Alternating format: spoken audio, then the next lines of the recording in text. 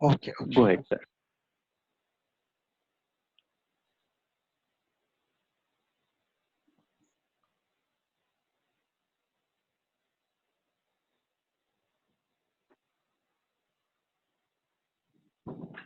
Arvind sir, you can go ahead. Okay, okay. मी मगाशी माहिती दिली, मला वाटलं मी अनम्यूट आहे, मला समजलं नाही, त्यामुळे राहून गेली ती माहिती सांगण्याची. तर मी तुम्हाला कार्यक्रमाच्या पहिल्या दिवशी आदल्या दिवशी एक पोस्ट टाकली होती सम्राट अशोकांच्या पुस्तकांबद्दल. ते डॉक्टर मीनात अली मॅडम या भारतातल्या सर्वात पहिल्या पीएचडी आहेत, 1960 साली झालेल्या पीएचडी आहेत. आता त्यांचं वय कदाचित 90 प्लस असावं, 90 प्लस त्यांचं वय असावं, कारण 1960 साली त्या पीएचडी झालेल्या आहेत पहिल्या भारतातल्या. तर त्यांनी ते आत्ताच्या काळातल्या पालीतल्या सर्वात मास्टर सुद्धा त्याच आहेत असं माझं मत आहे. आणि ब्राह्मी लिपी मधल्या मास्टर सुद्धा त्याच आहेत, कारण त्यांनीच हे सगळं नंतरच्या काळामध्ये पुढच्या पिढीला पास ऑन केलेलं आहे. संशोधन करून स्वतः सर्व ठिकाणी फिरून हे पास ऑन केलेलं आहे त्यांनी. आणि त्यांनी ते पुस्तक जे लिहिलं, ज्याची मी तुम्हाला माहिती दिली होती पोस्टद्वारे, edicts of Ashoka a new vision, हे पुस्तक आपण सर्वांनी आज उद्या भविष्यामध्ये मिळवावं आणि ते अभ्यासावं असं मला वाटतं. कारण त्या पुस्तकामध्ये त्यांनी अनेक रिसर्च केलेले आहेत.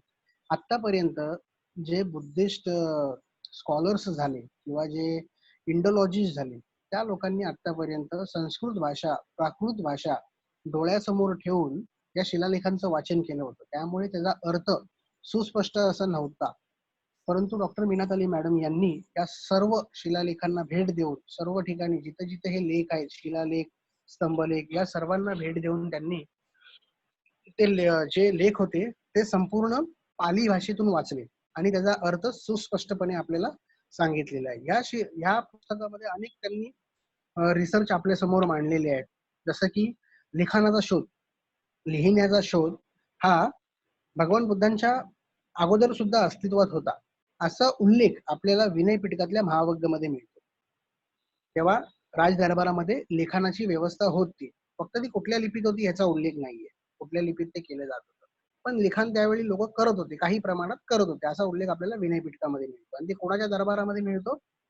सम्राट बिंबिसाराच्या, राजा बिंबिसाराच्या दरबारामध्ये लिखाण होत होतं, राज दरबारामध्ये, असा उल्लेख मिळतो. असे बरेच संशोधन आहेत. त्यामधलं दुसरं संशोधन आहे की बुद्धांचं आणि अशोकामधील अंतर किती आहे. तर शिलालेखांमध्ये 256 असं अंतर निघतंय त्याच्यामध्ये, हे त्यांनी सिद्ध केलेलं आहे, दोघांमध्ये किती अंतर आहे. मगाशी मी ह्याच गोष्टी सांगत होतो. तर ते एक पुस्तक मिळवा. दुसरं एक पुस्तक आहे त्यांचं, हे बघून घ्या, science of medicine and surgery in Buddhist India या नावाचं पुस्तक आहे. हेही तुम्हाला ऑनलाईन तुम्हाला प्राप्त होईल पुस्तक, तुम्ही मागवू शकाल ऑनलाईन, अमेझॉन वरती वगैरे असावं हे पुस्तक. मी तर त्यांच्याकडून हार्ड कॉपी घेतले होते पब्लिशर कडून. या पुस्तकामध्ये त्यांनी प्राचीन भारतामध्ये वैद्यकीय शस्त्रक्रिया वगैरे कशा होत होत्या, वैद्यकीय हे कसं होतं त्यावेळेचं डेव्हलपमेंट, ते सर्व ह्याच्यामध्ये पाली वाङ्मयामध्ये जे जे उल्लेख आले ते ह्याच्यामध्ये त्यांनी मांडलेले आहेत. त्या काळामध्ये डॉक्टर्स कसे इन्स्ट्रुमेंट यूज करत होते, ते इन्स्ट्रुमेंट त्यांनी त्यामध्ये लिखित स्वरूपामध्ये लिहिलेले आहेत. ते इन्स्ट्रुमेंट त्यांनी लिहिलेले, स्वतःच्या हाताने ड्रॉ केलेले आणि आपल्या समोर मांडलेले आहेत ते इन्स्ट्रुमेंट. कदाचित 70 एक इन्स्ट्रुमेंट असावेत त्याच्यामध्ये.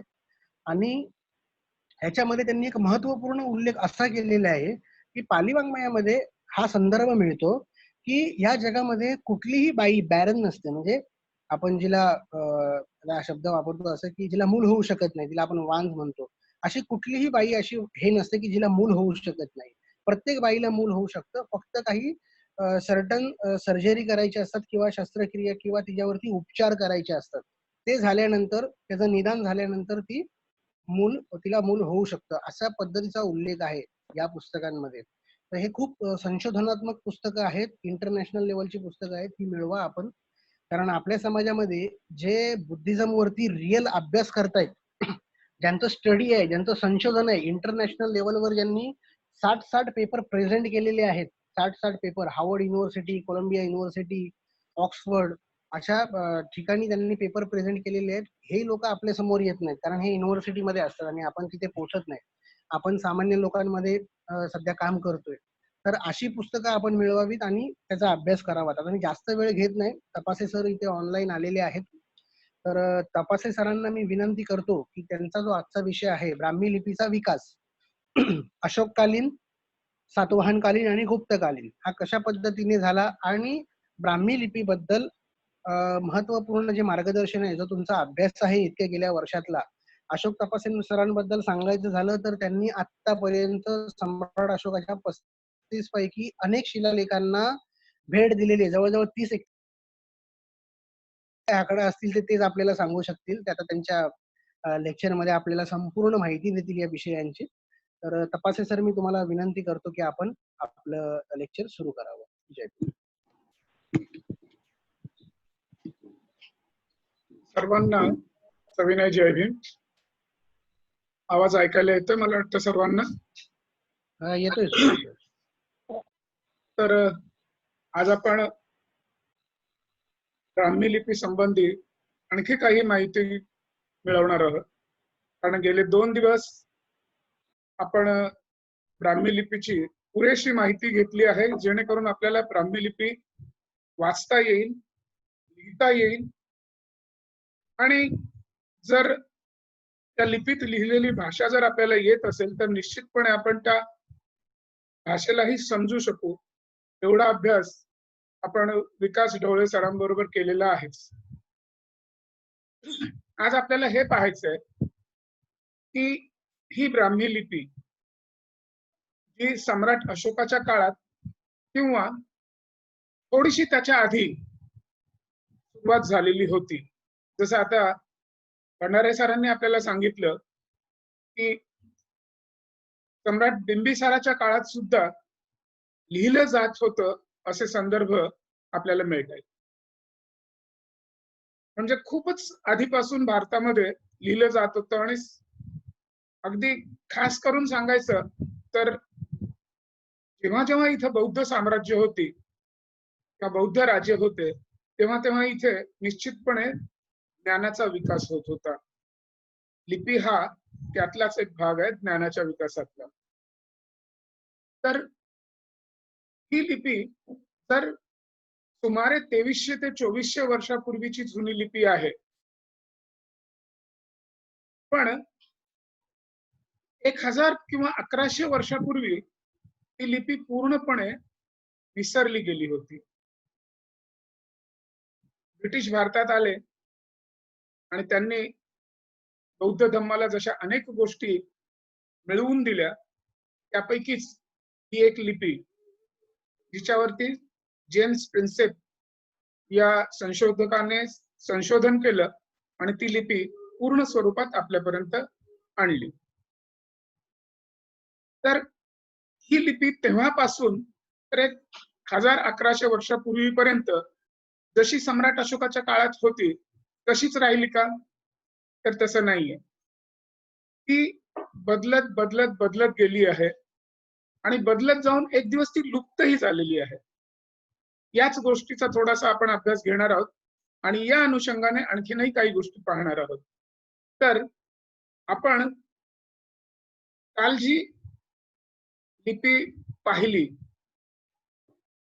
त्या लिपीचं स्वरूप मी परत तुम्हाला एकदा दाखवतोय, जस्ट आपल्या मेमरी रिफ्रेश करण्यासाठी म्हणून.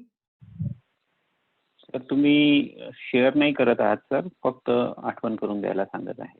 नाही, मी शेअर करतो आहे सर, शेअर करतो आहे.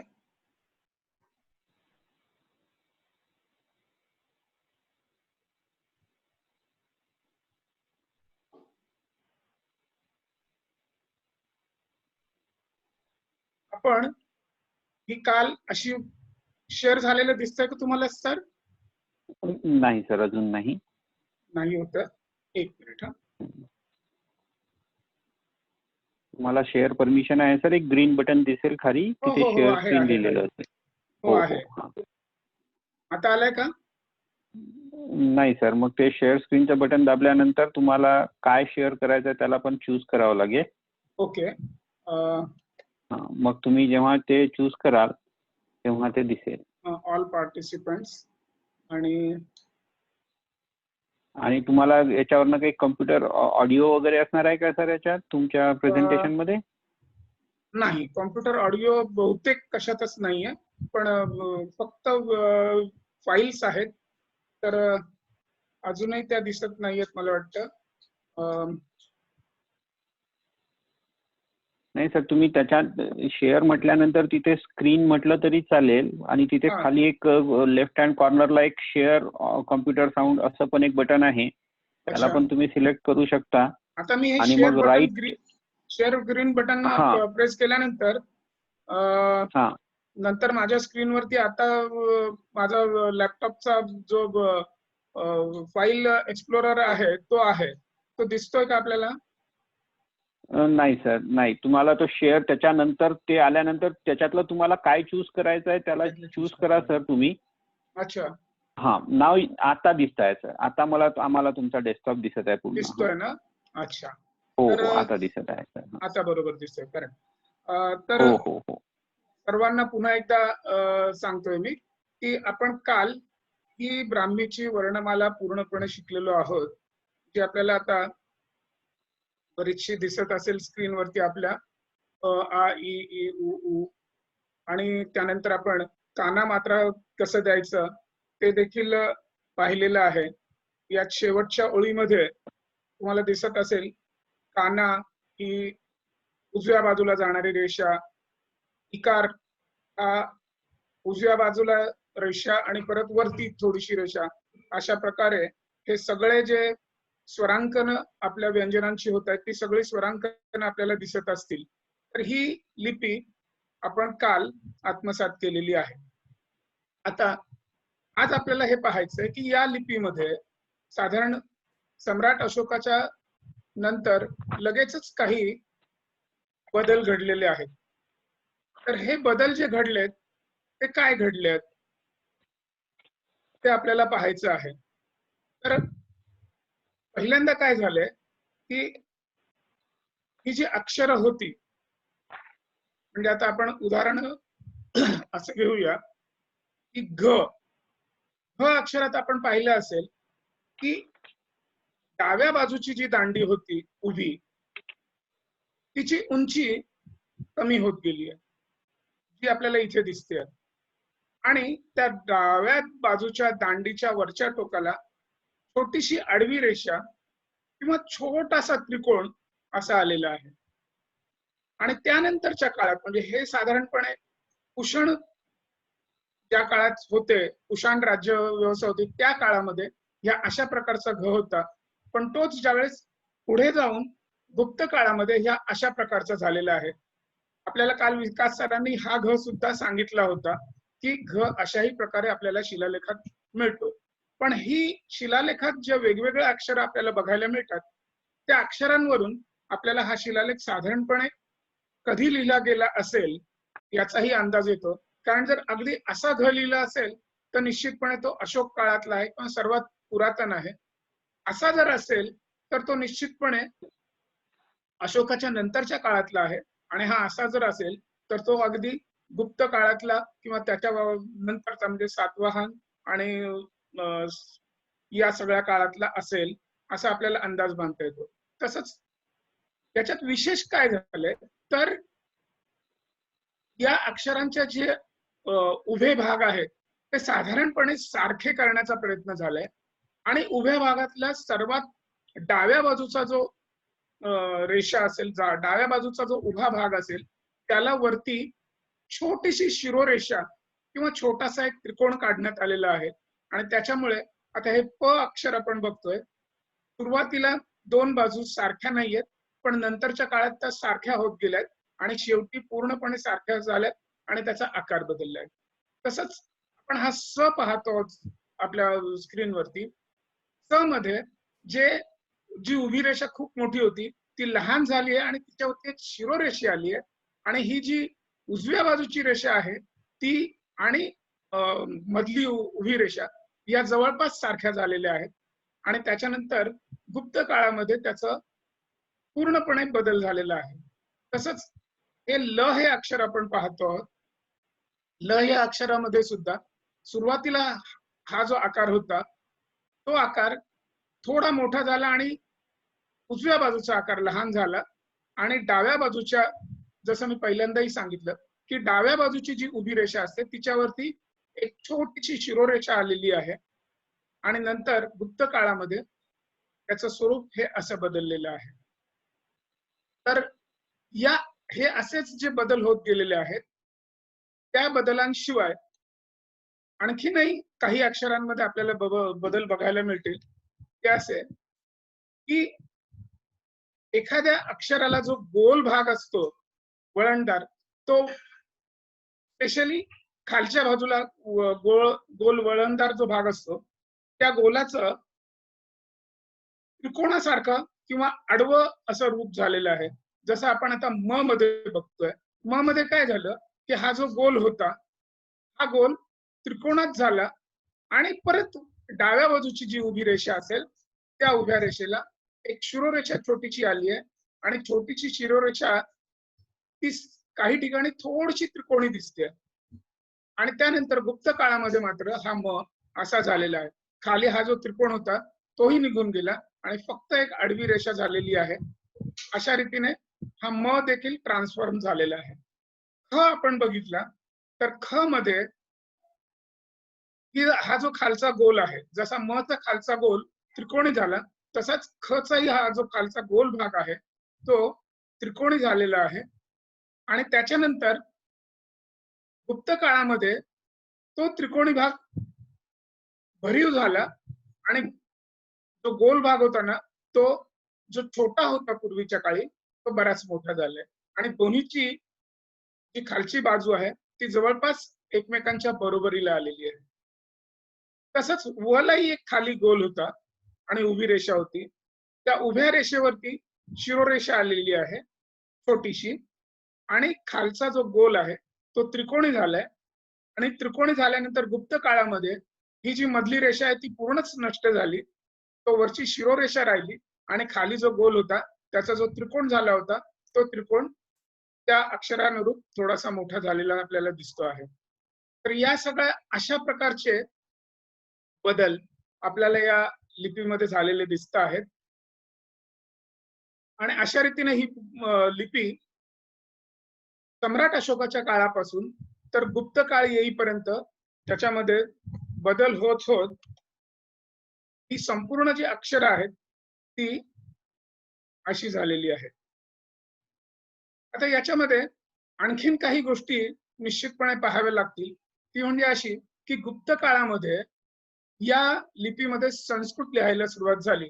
त्याच्यामुळे संस्कृतचं रू हे अक्षर जे जनरली आपल्या पाली भाषेत किंवा इतर भारतीय भाषेमध्ये संस्कृत सोडून फार कमी वेळा वापरलं जातं किंवा अजिबातच वापरले जात नाही. हे रू हे अक्षर इथे ऍड झाले. ते रू हे अक्षर थोडस मोठं दाखवतो मी तुम्हाला. दोन प्रकारे लिहिलं जात होतं. हा एक रू आहे जो साधारणपणे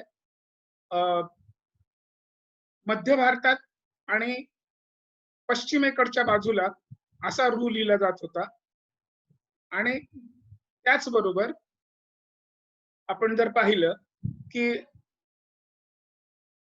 नाही हा पश्चिम बाजूला लिहिला जात होता आणि तो पूर्व बाजूला म्हणजे ओरिसा वगैरे त्या भागामध्ये तो आधीचा रू लिहिला जात होता आणि इकडे पश्चिम भारतामध्ये या प्रकारचा रू लिहिला जात होता. हे रू हे अक्षर नंतर ऍड होत गेलेलं आहे आणि हे नुसतं रूच नाही तर आपण बघितलं असेल की नंतर बरीचशी अक्षरं याच्यात ऍड झालेली आहेत. त्याच्यापैकी एक अक्षर जे आहे ते श, ज्याला आपण शहामृगातला श म्हणतो, तो सुद्धा ज्या संस्कृत भाषेत ज्यावेळेस लिखाण व्हायला लागलं तेव्हा हा श ऍड झालेला आहे आणि जो अशोककालीन श म्हणजे आपण ज्याला शहामृगातला श म्हणतो, आधीचा होता तो षटकोनातला श, हा शहामृगातला श याचा सुद्धा आकार बराचसा बदलत गेलेला आहे आणि तो अशा प्रकारचा झालेला आहे. त्यानंतर आपण मगाशी जे अशोककालीन लिपीमध्ये जे स्वरांकन झालेली दिसली म्हणजे काना, मात्रा, वेलांटी, उकार हे पूर्वी सरळ रेषांनी दाखवले जात होते. म्हणजे सरळ आडवी रेषा कान्यासाठी, मात्रासाठी दुसरी आडवी रेषा की जी डाव्या बाजूला जाते आहे, उकारासाठी सुद्धा खाली उभी किंवा आडवी सरळ रेषा. पण इथे जर आपण पाहिलं तर या सर्व रेषांना थोडी वळणदारपणा आणला गेलेला आहे. आकारासाठी, इकारासाठी, उकारासाठी सरळ आहे, पण दुसरा उकार म्हणजे ज्याला आपण दीर्घ उकार म्हणतो त्याच्यासाठी थोडा वळणदार केलेला आहे. एकाराची मात्रा सुद्धा वळणदार केलेली आहे. ऐकारासाठी 2 मात्रा ज्या द्यायच्या त्या दोन्ही थोड्याशा वळणदार आहेत. ओकारासाठी आणि औकारासाठी मात्रा आहेत आणि जसं मी सांगितलं तसं रू साठी पण एक मात्रा तयार करण्यात आलेली आहे, ती अशी आहे. तर अशा रीतीने हे मगाशी मी बाकीची अक्षरं सांगितली त्याच्यात ल हे अक्षर सुद्धा अशा प्रकारे बदललेलं आहे, इथे दिसतंय. तर ही अशी सर्व अक्षरं ही आपल्याला बदलत गेलेली दिसत आहेत आणि अशा रीतीने ही लिपी पूर्णपणे गुप्त काळ येईपर्यंत पूर्णपणे बदलली आहे. आणि गुप्त काळानंतर अगदी अल्पावधीमध्ये ही विसरली गेली आहे. त्याचं कारण असं की त्यानंतर बऱ्याचशा लिपी इथे वेगवेगळ्या आलेल्या आहेत की ज्या लिपीमुळे आपल्याला बरंचसं काही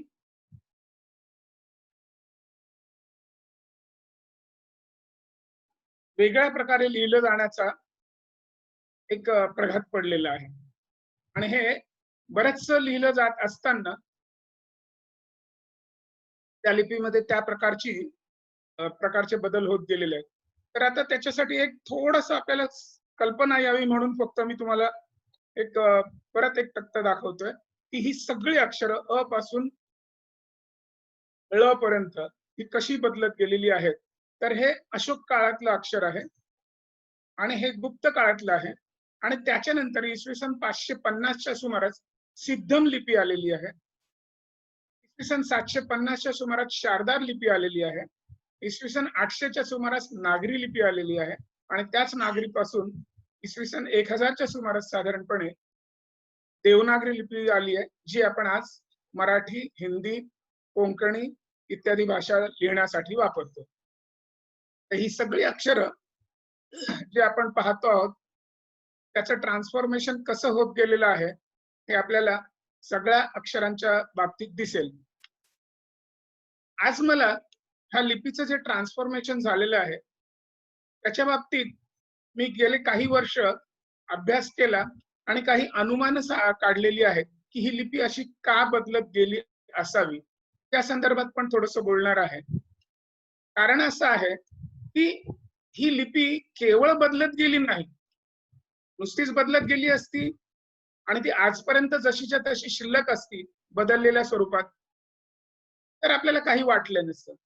पण ती नुसती बदलत गेलेली नाहीये, तर नंतरच्या काळात ती विस्मृतीत गेलेली आहे.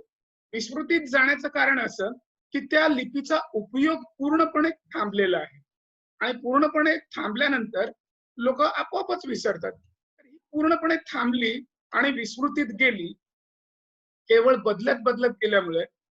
हे असं का घडलं याचा थोडासा आपण जर विचार केला तर आपल्याला लक्षात येईल.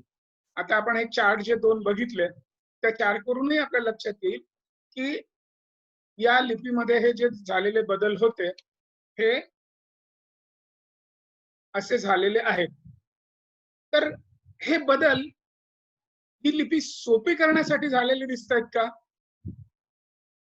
तर तसे दिसत नाहीये. ही लिपी अगदी कठीण होण्याकडे असे बदल झालेले आहेत. जी अक्षरं केवळ भौमितिक स्वरूपात आपल्याला दिसत होती, अगदी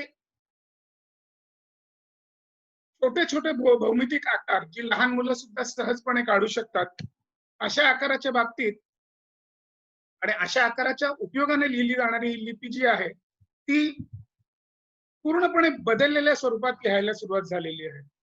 असे बदल आहेत की ज्याच्यामध्ये जी सरळ रेषा होत्या त्या वक्र होत गेल्या आहेत आणि सहज सुलभपणे जे हाताने लिहिता येत होतं त्याच्या ऐवजी थोडंसं जास्त डोकं चालवून लिहायला लागेल असा प्रघात पडलेलं आहे.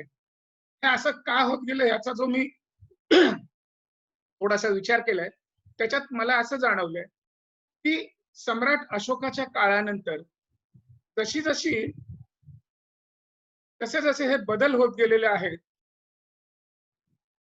सामाजिक बदल, त्या सामाजिक बदलामध्ये असं झालं, की शिक्षण ही एका विशिष्ट वर्गाची मक्तेदारी झाली आहे, की जे शिकायचं आहे ते फक्त एका विशिष्ट वर्गाने शिकायचं आहे आणि बाकीच्यांनी मात्र ते शिकायचं नाहीये.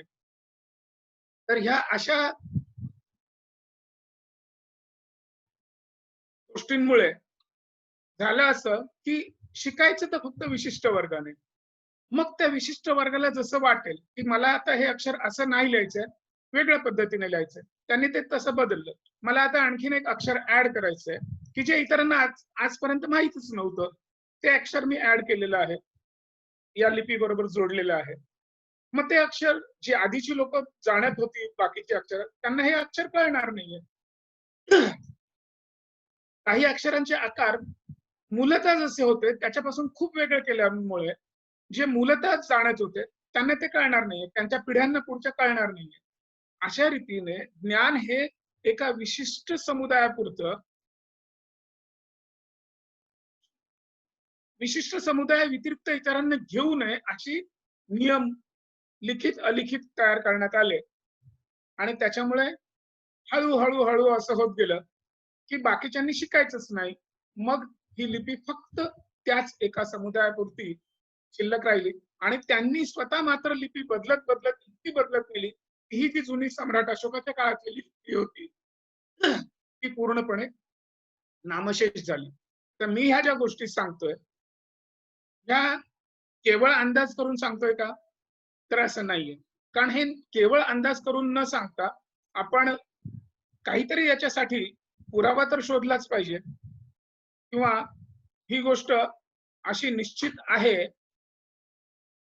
हे आपण कसं सांगणार आहोत. तर त्याच्यासाठी मी तुम्हाला एक परत स्लाइड दाखवतोय. ही स्लाइड आहे, दिसते का सगळ्यांना? हॅलो, हो सर, पुन्हा शेअर व्हायला झालाय. हा, तर ह्या स्लाइड मध्ये तुम्हाला दिसत असतील ही अक्षरं आहेत ना, ही आता आपण जी रोमन लिपी लिहितो ना किंवा लॅटिन लिपी लिहितो ना त्याच्याशी बरीचशी मिळती जुळती दिसतात ना ही अक्षरं. पण ही लिपी इसवी सन पूर्व 750 मध्ये अस्तित्वात होती. ही ग्रीक लिपी आहे. या लिपीमध्ये सम्राट अशोकांचाही एक शिलालेख पेशावर जवळ मिळालेला आहे. मग ही लिपी आजही आपल्याला बघायला मिळते. ही विस्मृतीत का गेली नाही आणि ब्राह्मी लिपी मात्र विस्मृतीत गेली? हा तुलनात्मक अभ्यास मी केला आणि हा तुलनात्मक अभ्यास केल्यानंतर मला असं जाणवलं की हा जो बदल होत गेलेला आहे तो बदल, आणि शिवाय हा जो बदल होत गेला ना तो एका समाजापुरता, एका समुदायापुरता रिझर्व ठेवल्यामुळे हे बदल होत गेले. तर आता मी जी तुम्हाला ग्रीक लिपी दाखवली ती ग्रीक लिपी फोनेशियन ह्या लिपीतून आलेली आहे. फोनेशियन पासून ग्रीक आणि ग्रीक पासून आजची लॅटिन लिपी कशी होत गेली इथे आपल्या समोर व्हिडिओमध्ये दिसत असेल. पहिली जी ओळ आहे ती फोनेशियन लिपीतली आहे जी इसवी सन पूर्व 900 मध्ये अस्तित्वात होती. त्याच्यानंतरच्या दुसऱ्या ओळीमध्ये इसवी सन पूर्व 750 मधले अक्षर आहेत. त्यातही बरीचशी सर तुमचं ते ग्रीक टू लॅटिन तो व्हिडिओ आलेला नाही सर. अच्छा, चालू झालेला नाही तो अजून. हा, ठीक आहे, बघतो मी सर. सहजपणे सुरू होतो की काही करायला लागतं? तुम्ही नाही सर, तुम्ही डबल क्लिक करा सर, तो दिसायला लागेल. तुम्ही पूर्ण डेस्कटॉप शेअर करताय असं मी अज्युम करत आहे, तर त्याच्यामुळे तुमच्या डेस्कटॉपवर येईल तो, तेव्हा तो दिसायला लागेल.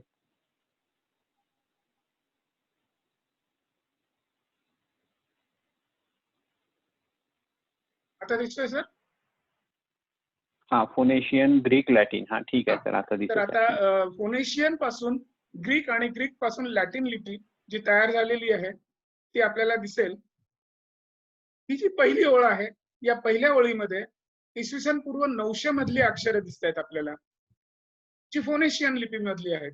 त्याच्यानंतर दुसऱ्या ओळीमध्ये आपल्याला इसवी सन पूर्व 750 ची अगदी प्राचीन ग्रीक अक्षरं दिसत आहेत. तिसऱ्या ओळीमध्ये इट्रुस्कॅन इसवी सन पूर्व 650 मधली अक्षरं दिसत आहेत. पण अक्षरांचे आकार जर बघितलं आपण तर ते बरेचसे मिळते जुळते आहेत. त्याच्यात खूप असं विशेष बदल झालेले नाहीत. इसवी सन पूर्व 500 मध्ये लॅटिन लिपी आलेली आहे. त्या लॅटिन लिपीतली अक्षरं आपण पाहतोय आणि त्याचबरोबर काही अक्षरं ऍड झालेली आहेत. ती आपल्याला मध्येच लाल बाणांनी कोणती आणि कुठे ऍड झाली ती दिसत आहेत. आणि आता सर्वात शेवटच्या ओळीमध्ये आज जी आपण लॅटिन लिपी वापरतो किंवा रोमन लिपी म्हणून वापरतो त्या लिपीतली सगळी अक्षरं आपल्याला दिसली असतील. आता या अक्षरांच्या वरती असलेल्या सगळ्या ओळींबरोबर या अक्षरांची जर तुलना केली तर आपल्याला निश्चित लक्षात येईल की इथे झालेले बदल हे अतिशय नगण्य आहे. लिपीला समृद्ध करण्यासाठी झालेले हे बदल आहेत. ही लिपी जी पहिल्या लोकांनी जशी लिहिली होती तशीच आजपर्यंत लिहिली जाते. आणि या गोष्टीला किती वर्ष झाली आहेत? तुम्ही जर इसवी सन पूर्व 500 चे जी चौथी ओळ आहे या स्क्रीनवरती ती अक्षरं जर पाहिलीत आणि आजची अक्षरं पाहिलीत त्याच्यात काहीही बदल दिसत नाही. म्हणजे 2500 वर्ष या लिपीमध्ये बदल झालेले नाहीयेत. आणि ती या युरोपात आणि आशिया खंडातल्या बऱ्याचशा भागामध्ये ती लिपी तेव्हापासून आजपर्यंत जशीच्या तशी वापरण्यात येते. असं असेल तर निश्चितच ही लिपी विस्मृतीत जाण्याचं कारणच नाही ना. कारण ती तेव्हा दिसत होती जशी तशीच आज दिसते आहे. आणि मग जर आज तशी दिसत असेल आणि आज लोकांना ती लिपी तशी येत असेल तर निश्चितच ती लोक आपलं लक्ष इतर गोष्टींकडे, इतर अभ्यासाकडे, इतर ज्ञानाकडे जास्त देऊन लिपीपुरतं ते थोडंसं विसरून जाऊ शकतात. कारण लिपी आता येते आणि त्याच्यात काही बदल नाही, जसे होते तसेच आहेत. भारतात असं घडलं नाही. भारतात मात्र त्या लिपीमध्ये आमूलाग्र बदल करण्यात आले. त्याचं स्वरूप बदललं. ती कुणी शिकावी आणि कुणी शिकू नये याच्या संबंधी नियम अटी तयार केले गेल्या आणि त्याच्यामुळे ही लिपी जी आहे ती पूर्णपणे विस्मृतीत गेलेली आहे. आता ही विस्मृतीत गेलेली लिपी जेम्स प्रिन्सेपने जवळजवळ 200 वर्षापूर्वी शोधून काढली आहे. पूर्ण 200 अजून झाले नाहीयेत. 1837 मध्ये या लिपीचं पूर्ण वाचन जेम्स प्रिन्सेप यांनी केलं. 2037 मध्ये 200 वर्ष पूर्ण होतील त्यावेळेस आपण उत्सव करू या लिपीचा. पण 2037 मध्ये 200 वर्ष पूर्ण होतील. त्या 200 वर्षात या लिपीचा कुठे काही अभ्यास झालाय का? फक्त इंग्रजांनी शोधले. त्याच्यानंतर पुढे काय? तर पुढे या लिपीचा अभ्यास होणं, या लिपीला परत पहिल्यासारखे दिवस आणणं. पहिल्यासारखे म्हणजे कसं की त्या काळामध्ये, अशोकाच्या काळामध्ये ही लिपी अनेक लोकांना समाजातल्या तळागाळापर्यंत वाचता येत होती. त्याचे पुरावे आहेत का? तर हो, याचे पुरावे आहेत. हे अनेक ब्रिटिश विद्वानांनी सुद्धा हे पुरावे दाखवून दिलेत. ते असे की ओरिसामध्ये जे 2 शिलालेख आपण बघतो सम्राट अशोकाचे, धौली आणि जौगड, या शिलालेखांमध्ये सम्राट अशोक आपल्या प्रजाजनांना अशी आज्ञा देत आहेत की हे शिलालेख पंधरवाड्यातल्या काही दिवसांमध्ये निश्चितपणे वाचले जावेत, ऐकले जावेत. ऐकले जावेत म्हणजे दुसरा कोणीतरी वाचत असेल आणि मग बाकीचे ऐकत असतील. पण वाचले जावेत म्हणजे त्याला स्वतःला वाचता आले पाहिजेत. पुढे ते म्हणतात की हे शिलालेख एकट्याने किंवा समुदायाने वाचले जावेत. म्हणजे जो एकटा कुणीतरी तिथून जात असेल, तिथून जाताना त्याने जर हा शिलालेख पाहिला तर त्याने तो वाचला पाहिजे. सम्राट ज्यावेळेस अशी आज्ञा करतात की सम्राट ज्यावेळेस अशी सूचना करतात, आज्ञा म्हणण्यापेक्षा मी सूचना किंवा सल्ला म्हणेल, सम्राट जर असा सल्ला देत आहेत प्रजाजनांना तर निश्चितपणे या प्रजाजनांना ही लिपी नीटपणे वाचता येत असेल आणि ती वाचता जर आली नसती तर त्या अशा प्रकारचा सल्ला कसा काही देऊ शकतील? तर निश्चितपणे ती लिपी वाचता येत होती, अनेक लोकांना वाचता येत होती आणि त्यामुळेच सम्राट असा सल्ला आपल्या प्रजाजनांना देऊ शकतात. तर नुसतं तिथेच नाही, तर ब्रिटिश संशोधकांपैकी एक संशोधक असं म्हणतायत की सम्राट अशोकाच्या काळात किंवा नजीकच्या इतिहासात किंवा आणि नजीकच्या भविष्यात या देशामध्ये शिक्षणाची व्यवस्था अशी होती की जे भंते आहेत, धम्माचा अभ्यास करणारे आणि धम्माचा प्रचार करणारे लोक आहेत, ते जनसामान्यांना शिक्षण सुद्धा देत होते. आपण म्हणतो की बुद्धांनी एक वर्षावास सोडला तर उरलेल्या सगळ्या याच्यामध्ये एका ठिकाणी थांबू नये, एका गावावरून दुसऱ्या गावाला, दुसऱ्या गावावरून तिसऱ्या गावाला जातच राहावं आणि प्रत्येक गावामध्ये लोकांना ज्ञान देतच राहावं. हे फक्त ज्ञान धम्माचंच होतं का? तर धम्माचंच ज्ञान होतं असं नाहीये, तर सर्व प्रकारचं ज्ञान या भंतेंच्या मार्फत समाजातल्या प्रत्येक घटकापर्यंत पोहोचवलं जात होतं. आणि हे जे समाजातल्या प्रत्येक घटकापर्यंत पोहोचवलं जात होतं, त्याच्यामुळे त्या ज्ञानाचा विकास होत होता. जॉन स्मिथ यांनी ही गोष्ट अशी पुराव्याने सांगितलेली आहे की ज्यावेळेस ब्रिटिशांचं राज्य भारतावरती, श्रीलंकेवरती आणि ब्रह्मदेशावरती होतं, त्यावेळेस जे सेन्सस झालं, त्या सेन्ससमध्ये मध्य भारतामध्ये जे प्रमाण होतं लोकांचं लिहिण्या वाचण्याचं, त्याच्या तुलनेत ब्रह्मदेशात लोकांच्या लिहिण्या वाचण्याचं जे प्रमाण होतं ते अतिशय जास्त होतं. कारण ब्रह्मदेशात तेव्हाही भंतेंच्या मार्फत, भिक्षूंच्या मार्फत सामान्य जनांपर्यंत ज्ञान पोहोचवण्याची प्रक्रिया सुरू होती आणि या प्रक्रियेमुळेच त्यांच्याकडे ते ज्ञान तळागाळापर्यंत पोहोचवणं सहज सुलभ शक्य होतं. लोकांना लिहिता वाचता येणं ही अतिशय सामान्य गोष्ट होती आणि म्हणून भारताच्या तुलनेत भारतात आजही शिक्षणाचं प्रमाण फार कमी आहे. इतर राष्ट्रांच्या तुलनेच्या प्रमाणे किंवा ब्रह्मदेशाच्या तुलनेच्या प्रमाणे सुद्धा भारतातलं शिक्षणाचं प्रमाण किंवा लिहिता वाचता येण्याचं प्रमाण हे खूप कमी आहे इतरांच्या तुलनेत. हे का होतं? तर ज्ञान एका विशिष्ट वर्गापुरतं मर्यादित ठेवलं गेल्यामुळे. ही लिपी साधारणपणे इसवी सन 10व्या शतकाच्या किंवा 8व्या शतकाच्या नंतरच जी विस्मृतीत गेलीये, त्या विस्मृतीत का गेली याचं कारण शोधण्यासाठी आपण हा थोडासा वेळ खर्ची घातलाय. ठीक आहे, ती विस्मृतीत गेली. आज 250 वर्षापूर्वी जी पुन्हा एकदा ही ब्राह्मी लिपी आपल्याला समजली आहे किंवा जेम्स प्रिन्सेप यांनी समजावून दिली आहे, मग आता आपण या लिपीला परत विस्मृतीत जाऊ द्यायचं का? तर कुणालाही निश्चितपणे वाटेल की या लिपीला परत विस्मृतीत जाता कामा नये, त्याच्यासाठी आपणच प्रयत्न केले पाहिजेत आणि या प्रयत्नातूनच परत एकदा आपल्याकडे ज्ञानाचा अतिशय चांगला असा विकास होण्याची लक्षणं आहेत.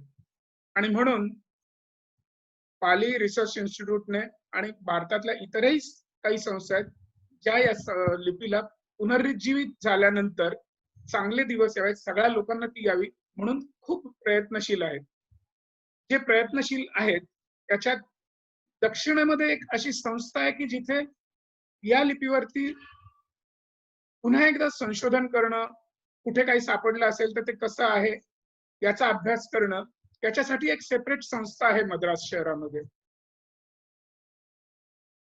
दिल्लीमध्ये जो जैन समुदाय आहे त्या जैन समुदायाकडून त्यांच्या प्रत्येक सणावाराला किंवा काही कार्यक्रमांना जैन मुनी लोकांना ही लिपी शिकवतात.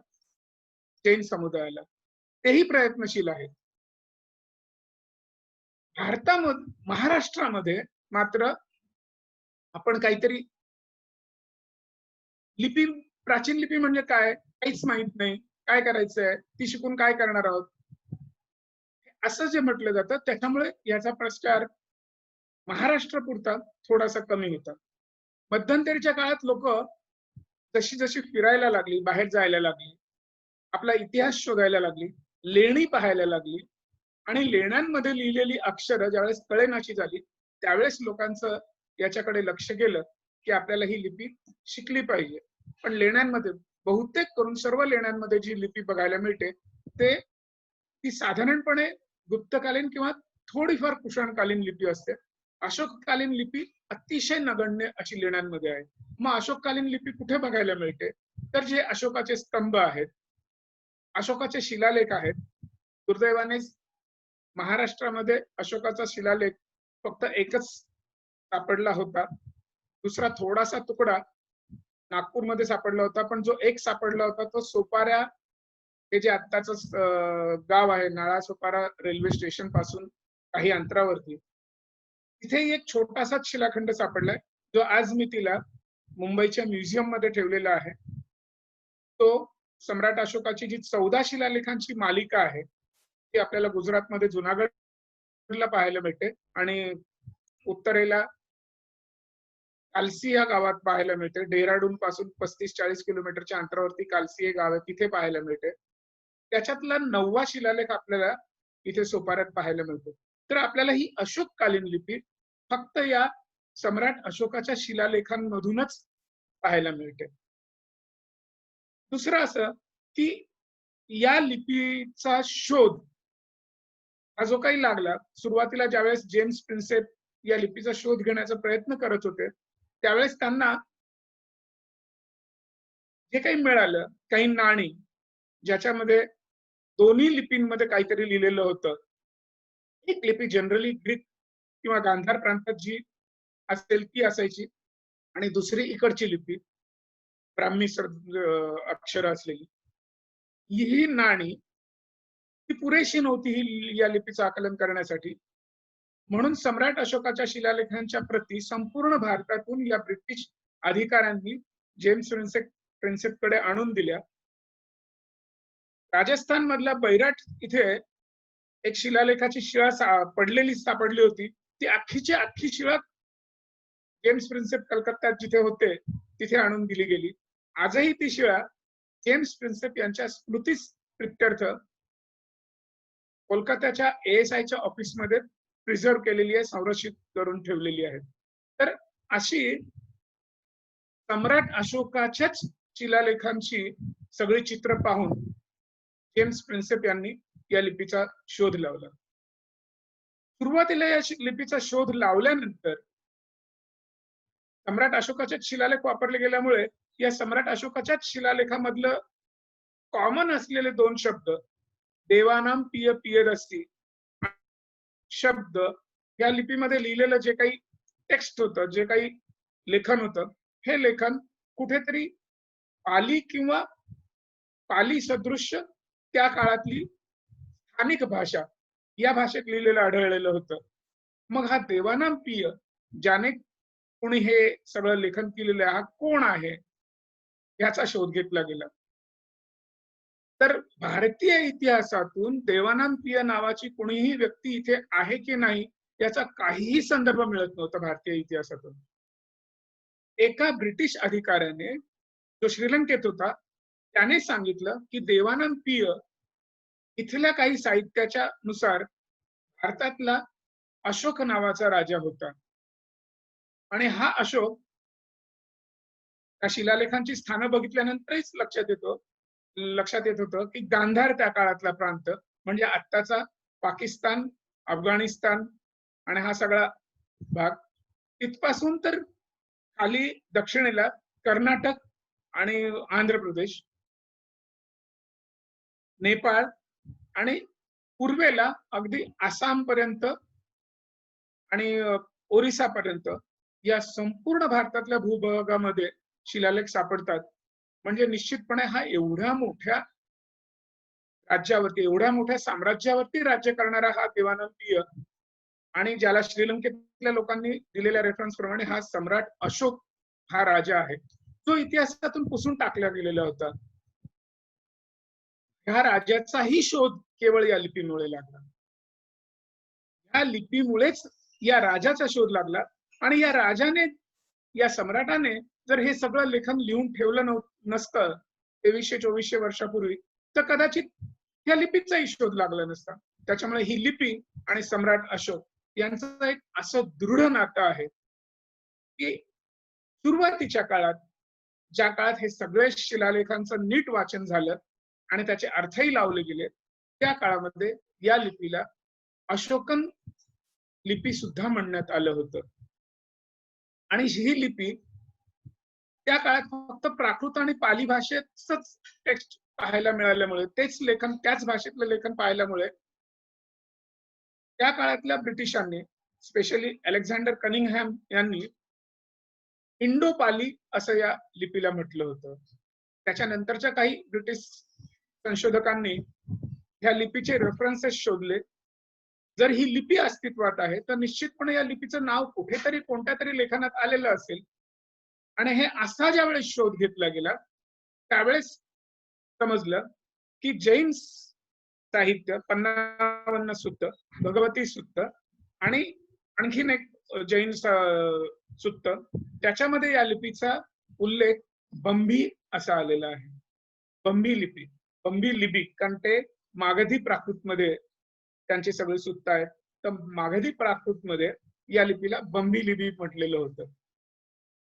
त्यानंतर सम्राट अशोकाच्या शिलालेखांमध्ये जे काही वर्णन आहे त्याच्यावरून हा सम्राट निश्चितपणे बौद्ध सम्राट होता. म्हणून ह्या लिपीच्या नावाचा शोध बौद्ध साहित्यातही घेतला गेला. बौद्ध साहित्यात ज्यावेळेस घेतला गेला त्यावेळेस साधारण इसवी सन 100च्या आसपास लिहिलं गेलेलं एक बौद्ध साहित्य ज्याचं नाव आहे ललित विस्तार. या ललित विस्ताराच्या 10व्या प्रकरणामध्ये तथागतांना बालपणी 64 लिप्या येत होत्या असा एक संदर्भ मिळतो. आणि ती 64 लिप्यांची जी लिस्ट आहे, ती संपूर्ण सूची आहे, त्याच्यातलं पहिलं नाव ब्राह्मी असं आहे, दुसरं नाव खरोष्टी आहे.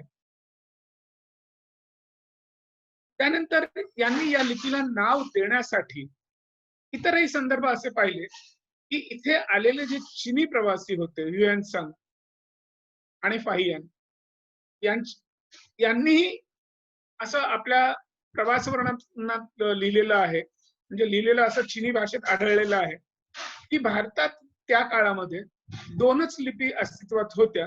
त्यातली एक डावीकडून उजवीकडे लिहिली जात होती आणि दुसरी उजवीकडून डावीकडे लिहिली जात होती. जेम्स प्रिन्सेप ज्यावेळेस या लिपीचं आकलन करत होते, डिसायफरिंग करत होते, त्यावेळेस त्यांना या दोन्ही लिपी सापडलेल्या आहेत. जेम्स प्रिन्सेप यांनीच या लिपीच्या थोडस आधी ही उजवीकडून डावीकडे लिहिली जाणारी, गांधार प्रांतात जास्त लेख असलेली लिपी सुद्धा शोधून काढली होती आणि ती उजवीकडून डावीकडे लिहिली जात होती. ती दुसरी लिपी चिनी संशोधकांनी म्हटल्यामुळे जे दुसरं नाव होतं या यादीमधलं खरोष्टी, ते त्या लिपीला दिलं होतं. आणि पहिले नाव जे चिनी प्रवाशांनी म्हटलं होतं की पहिली लिपी डावीकडून उजवीकडे लिहिली जाते, म्हणून या लिपीला ब्राह्मी हे नाव दिलं. गेले काही दिवसात आपल्या या ग्रुपवरती मी माझं एक पुस्तक टाकलेलं होतं, बऱ्याच जणांनी ते कदाचित चाळून पाहिलेलं असेल, PDF पुस्तक. त्याचं पहिलंच नाव मी लिहिलंय, चला शिकूया ब्राह्मी लिपी.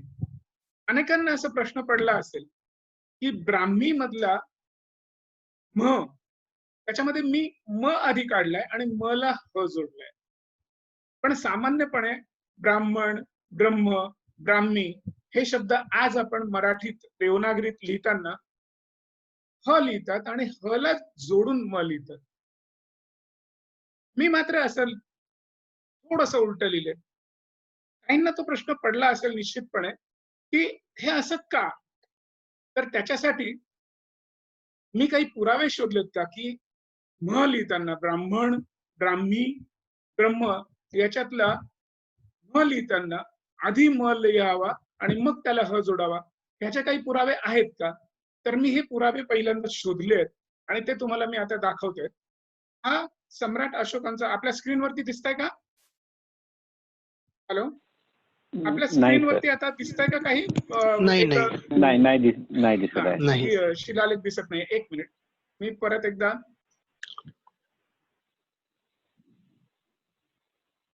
आता दिसतोय का? हा आता हो दिसतोय सर. सर. आता हा सम्राट अशोकांचा गिरनार इथे सापडलेला जो शिलालेख आहे, ज्याच्यामध्ये 14 लेख आहेत, त्या 14 लेखातला तिसरा लेख आहे. आणखीनही काही लेख मी तुम्हाला दाखवणार आहे, पण या तिसऱ्या लेखामध्ये चौथ्या ओळीमधला शेवटचा शब्द आपण, आता आपल्याला लिपी वाचता येते निश्चितपणे, त्याच्यामुळे आपण सगळेजण हा शब्द चौथ्या ओळीतला अखेरचा शब्द निश्चितपणे पाहू शकत असाल. हा बघा, या शब्दाला मी मुद्दाम चौक टाकलेली आहे. हा शब्द काय आहे? बा.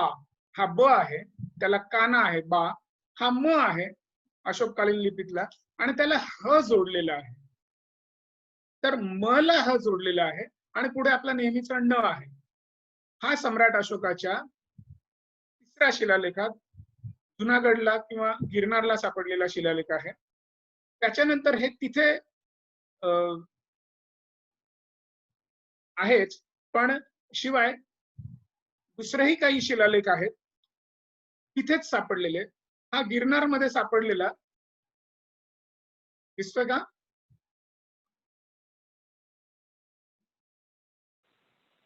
नाही सर. नाही दिसत. एक मिनिट, प्रत्येक वेळी मला ना ते शेअर स्क्रीन तुम्ही पूर्ण शेअर मध्ये पूर्ण स्क्रीन जर केली सर तुम्ही पूर्ण डेस्कटॉप, तर मग तुम्ही जे पण टच कराल ते सगळं दिसायला लागेल. हो, ते प्रत्येक नाही वेळी तर मला मग तुम्हाला प्रत्येक वेळी नव्याने इंडिव्हिज्युअली चूज करावं लागेल तुम्हाला. प्रत्येक वेळी चूज करावं लागतंय. तर हा 8वा शिलालेख आता दिसतोय का? चूज केलाय मी परत. दिसतोय का हा शिलालेख आता आपल्याला? नाही सर, नाही दिसत आहे सर. एक मिनिट.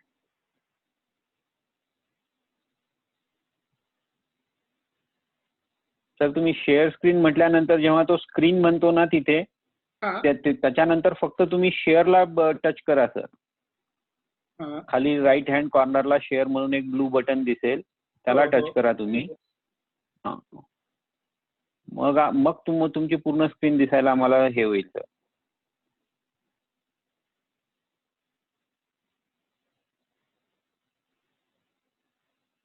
आता दिसत असेल. दिसतंय सर? नाही सर, नाही दिसत आहे सर.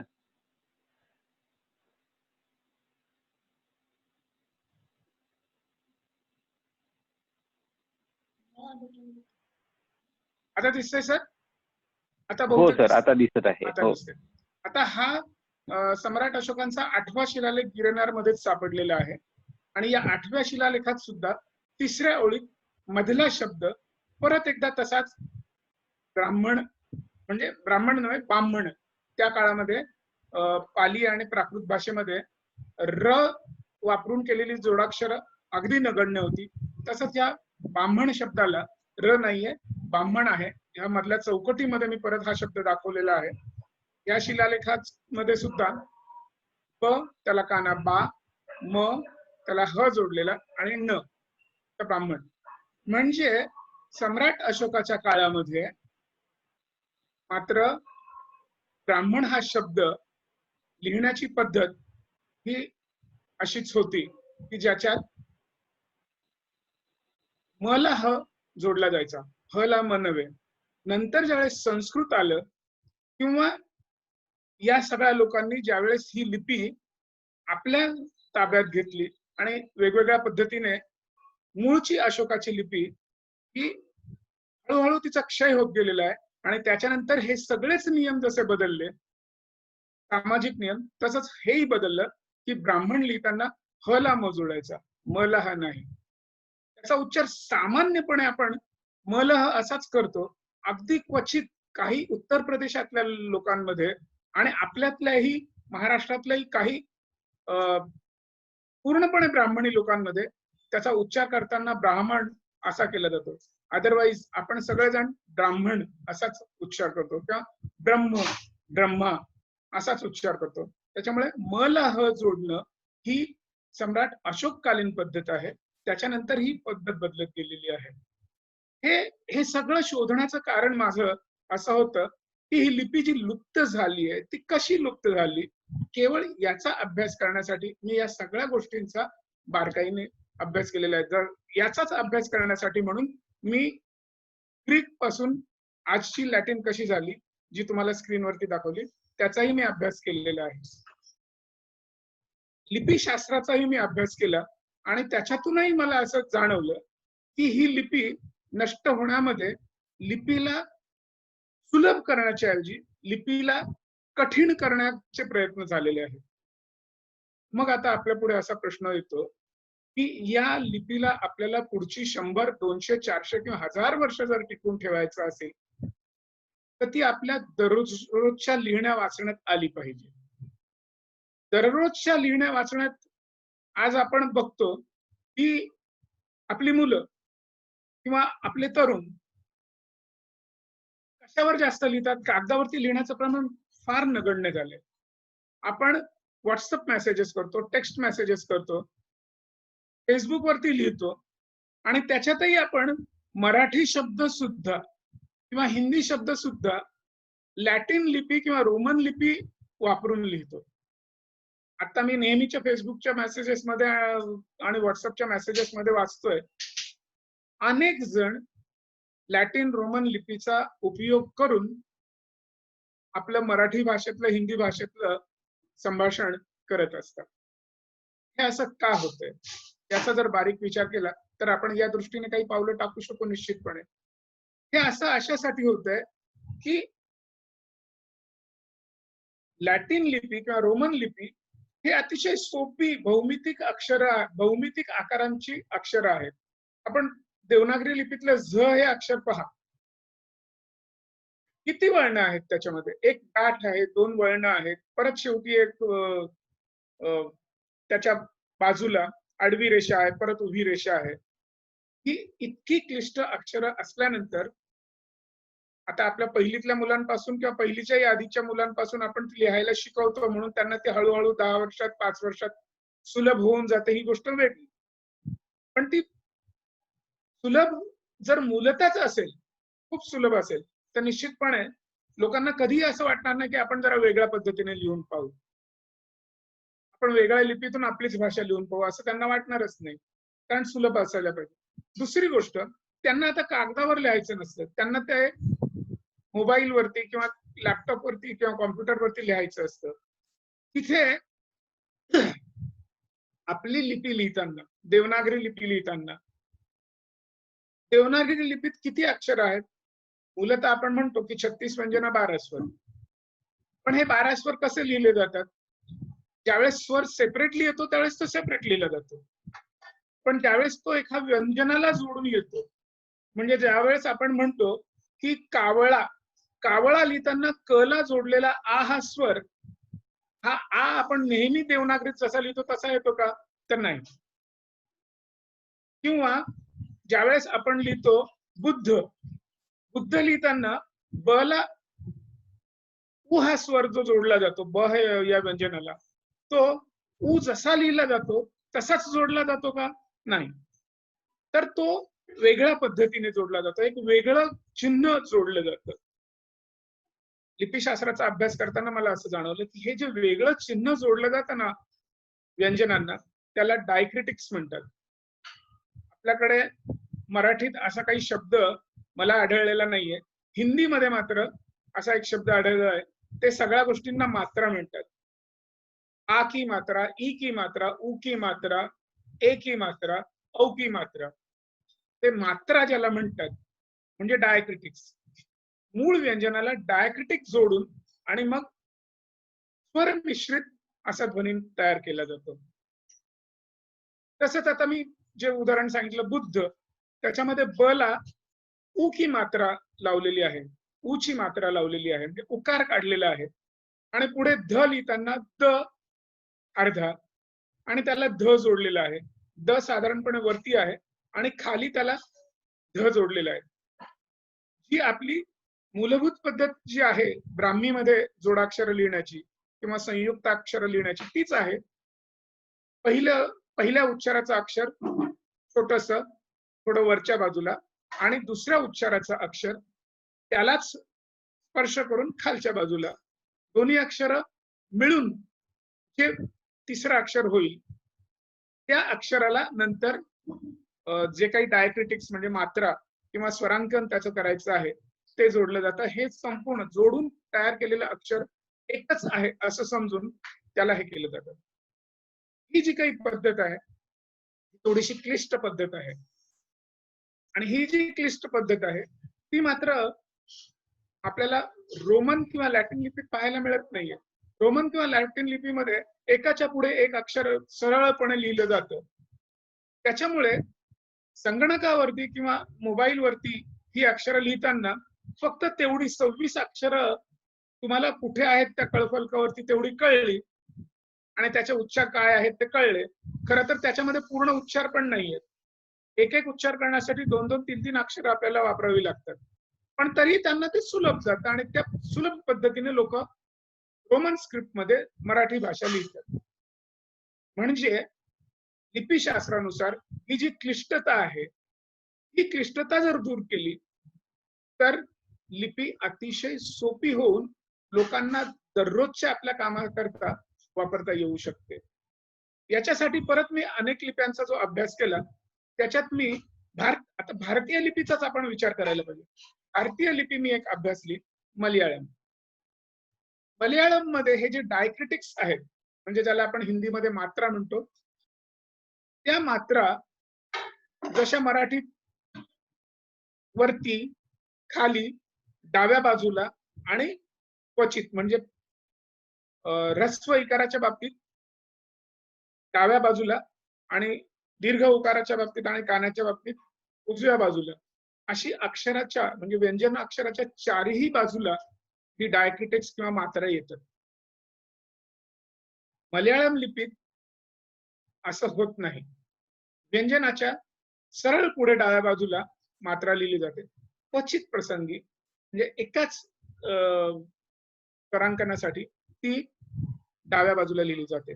अदरवाईज ती प्रत्येक वेळी उजव्या बाजूलाच लिहिली जाते. वरती किंवा खाली लिहिली जात नाही.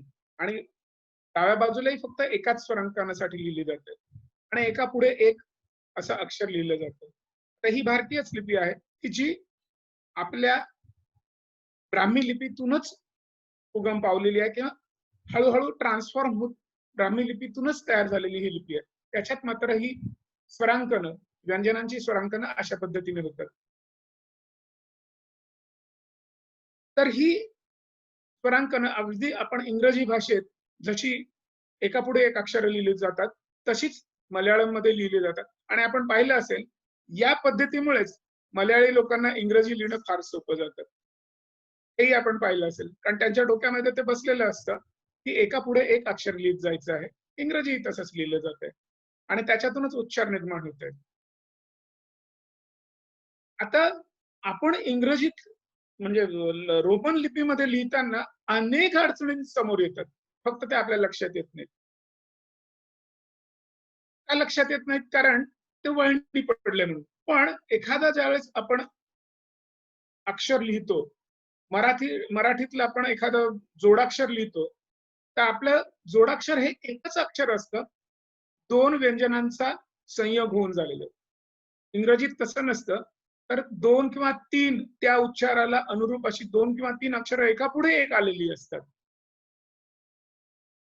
तर ही उच्चाराच्या दृष्टीने असलेली क्लिष्टता या लिपीमध्ये आणि आपल्या लिपीमध्ये लिहिण्याच्या दृष्टीने असलेली क्लिष्टता याच्यावरती विचार जर केला तर निश्चितपणे या लिपीला आपण सुलभ करण्याच्या दृष्टीने विचार करू शकतो. डायक्रिटिक्स म्हणजे स्वरांकन करण्यासाठी जोडाक्षर करण्यासाठी असं जर आपण निश्चितपणे याच्यावर विचार केला तर आपण या लिपीचं एक आधुनिक असं रूप तयार करू शकतो की ज्याच्यातून ती आपल्या दररोजच्या कामामध्ये उपयोगात येईल. नुसतं दररोजच्या कामामध्ये उपयोगात येईल का? आणखीनही काही याचे पैलू आहेत ज्याच्यावरती मी ज्यावेळेस संपूर्ण भारतभर प्रवास करत होतो जसं अरविंद भंडारे सरांनी सांगितलं की आजपर्यंत देशात जे 35 शिलालेख सापडलेले आहेत सम्राट अशोकांचे त्याच्यापैकी 30 शिलालेख मी व्यक्तिशः जाऊन पाहिलेले आहेत आणि त्याच्यासाठी मी डेहराडून पासून तर कर्नाटक पर्यंत आणि ओरिसा पासून तर गुजरात पर्यंत या मधल्या सगळ्या भारतामध्ये प्रवास केलाय.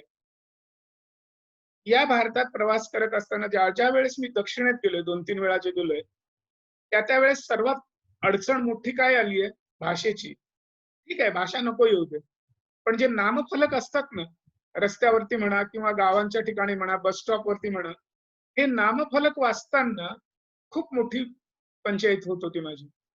कारण तिकडे ना त्यांना या हिंदी भाषेसंबंधी आणि देवनागरी लिपी संबंधी अजिबात आत्मीयता नाही.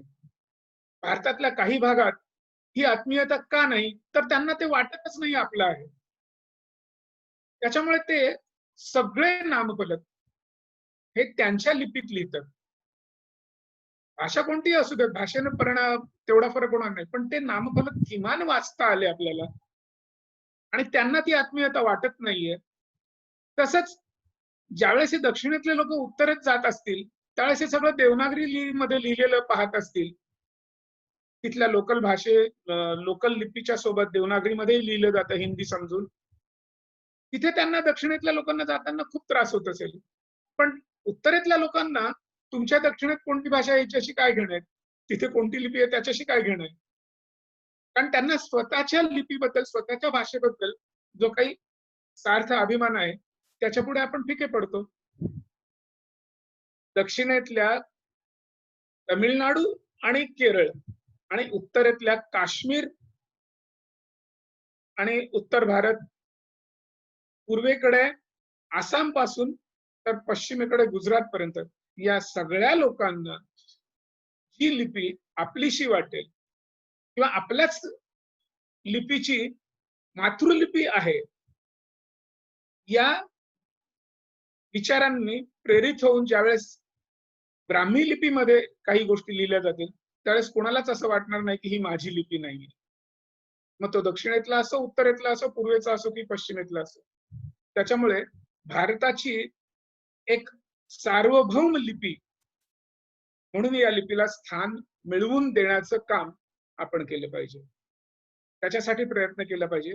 त्यामुळे ही लिपी उत्तरेत काश्मीर पासून तर दक्षिणेत तमिळनाडू, केरळापर्यंत आणि गुजरात पासून आसाम पर्यंत आणि ओरिसा पर्यंत सगळ्या प्रांतात व्यवस्थितपणे शिकवली गेली पाहिजे आणि ती लोकांच्या हातवळणी पडली पाहिजे किंवा त्यांच्या बोटांवरती, त्यांच्या संगणकावर लिहिण्यासाठी, मोबाईलवरती लिहिण्यासाठी उपयोगात आली पाहिजे.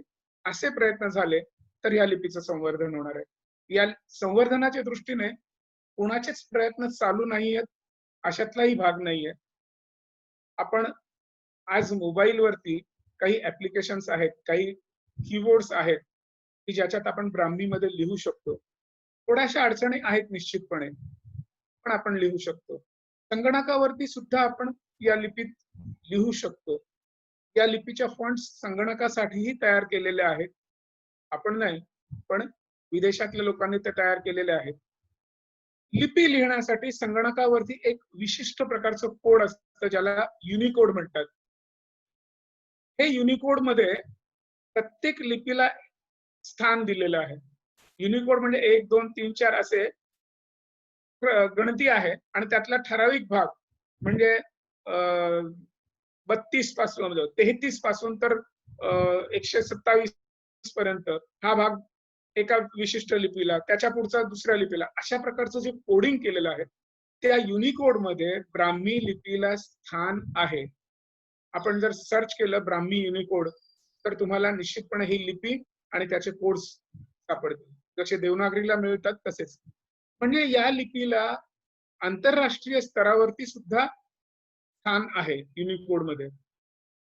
गरज आहे ती फक्त आपण प्रयत्न करण्याची आणि आपण असा जर प्रयत्न केला तर निश्चितपणे ते यशस्वी होऊ शकेल.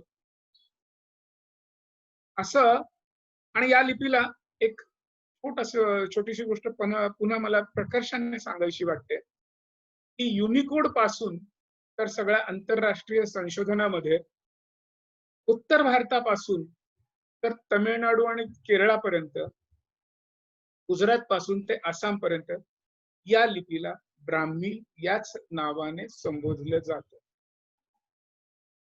आज काही संभ्रम जरी निर्माण झाला असेल तरी तो संभ्रम आपण मनात ठेवायचा की काढून टाकायचा हा प्रत्येकाचा निजी प्रश्न आहे, स्वतःचा प्रश्न आहे आणि ते आपापल्या मनात निश्चितपणे सोडवतील. पण जी काही परिस्थिती आहे ती परिस्थिती फक्त मी आपल्यापर्यंत पोहोचवलेली आहे. तर अशा पद्धतीने या लिपीचं संवर्धन व्हावं म्हणून आपल्यातल्या प्रत्येकाने ज्यांनी ज्यांनी काल परवा आणि त्याच्या आधीही किंवा याच्या पुढेही ही लिपी शिकणार आहेत, या प्रत्येकाने ही खुणगाश मनाशी बांधावी की ही लिपी भारतातली एक मातृलिपी म्हणून प्रत्येक माणसाला येईल. भारत सरकारी पातळीवरती सुद्धा या लिपीला एक सार्वजनिक सार्वभौमिक लिपी म्हणून स्वीकारेल. अशा दृष्टीने आपण प्रयत्न करत राहूया. निश्चितपणे यश येईल आपल्या प्रयत्नांना. आपण जे मनापासून प्रयत्न करू त्याला. आता आपण ब्राह्मी लिपी शिकलेलोच आहोत. आपण अगदी या क्षणापासून असा प्रयत्न करूया की आपल्याला जे काही छोटं मोठं लिहायचं असेल आपल्या कुटुंबापुरतं, आपल्या लोकांपुरतं, ते आपण ब्राह्मी लिपीमध्ये लिहायला सुरुवात करूया.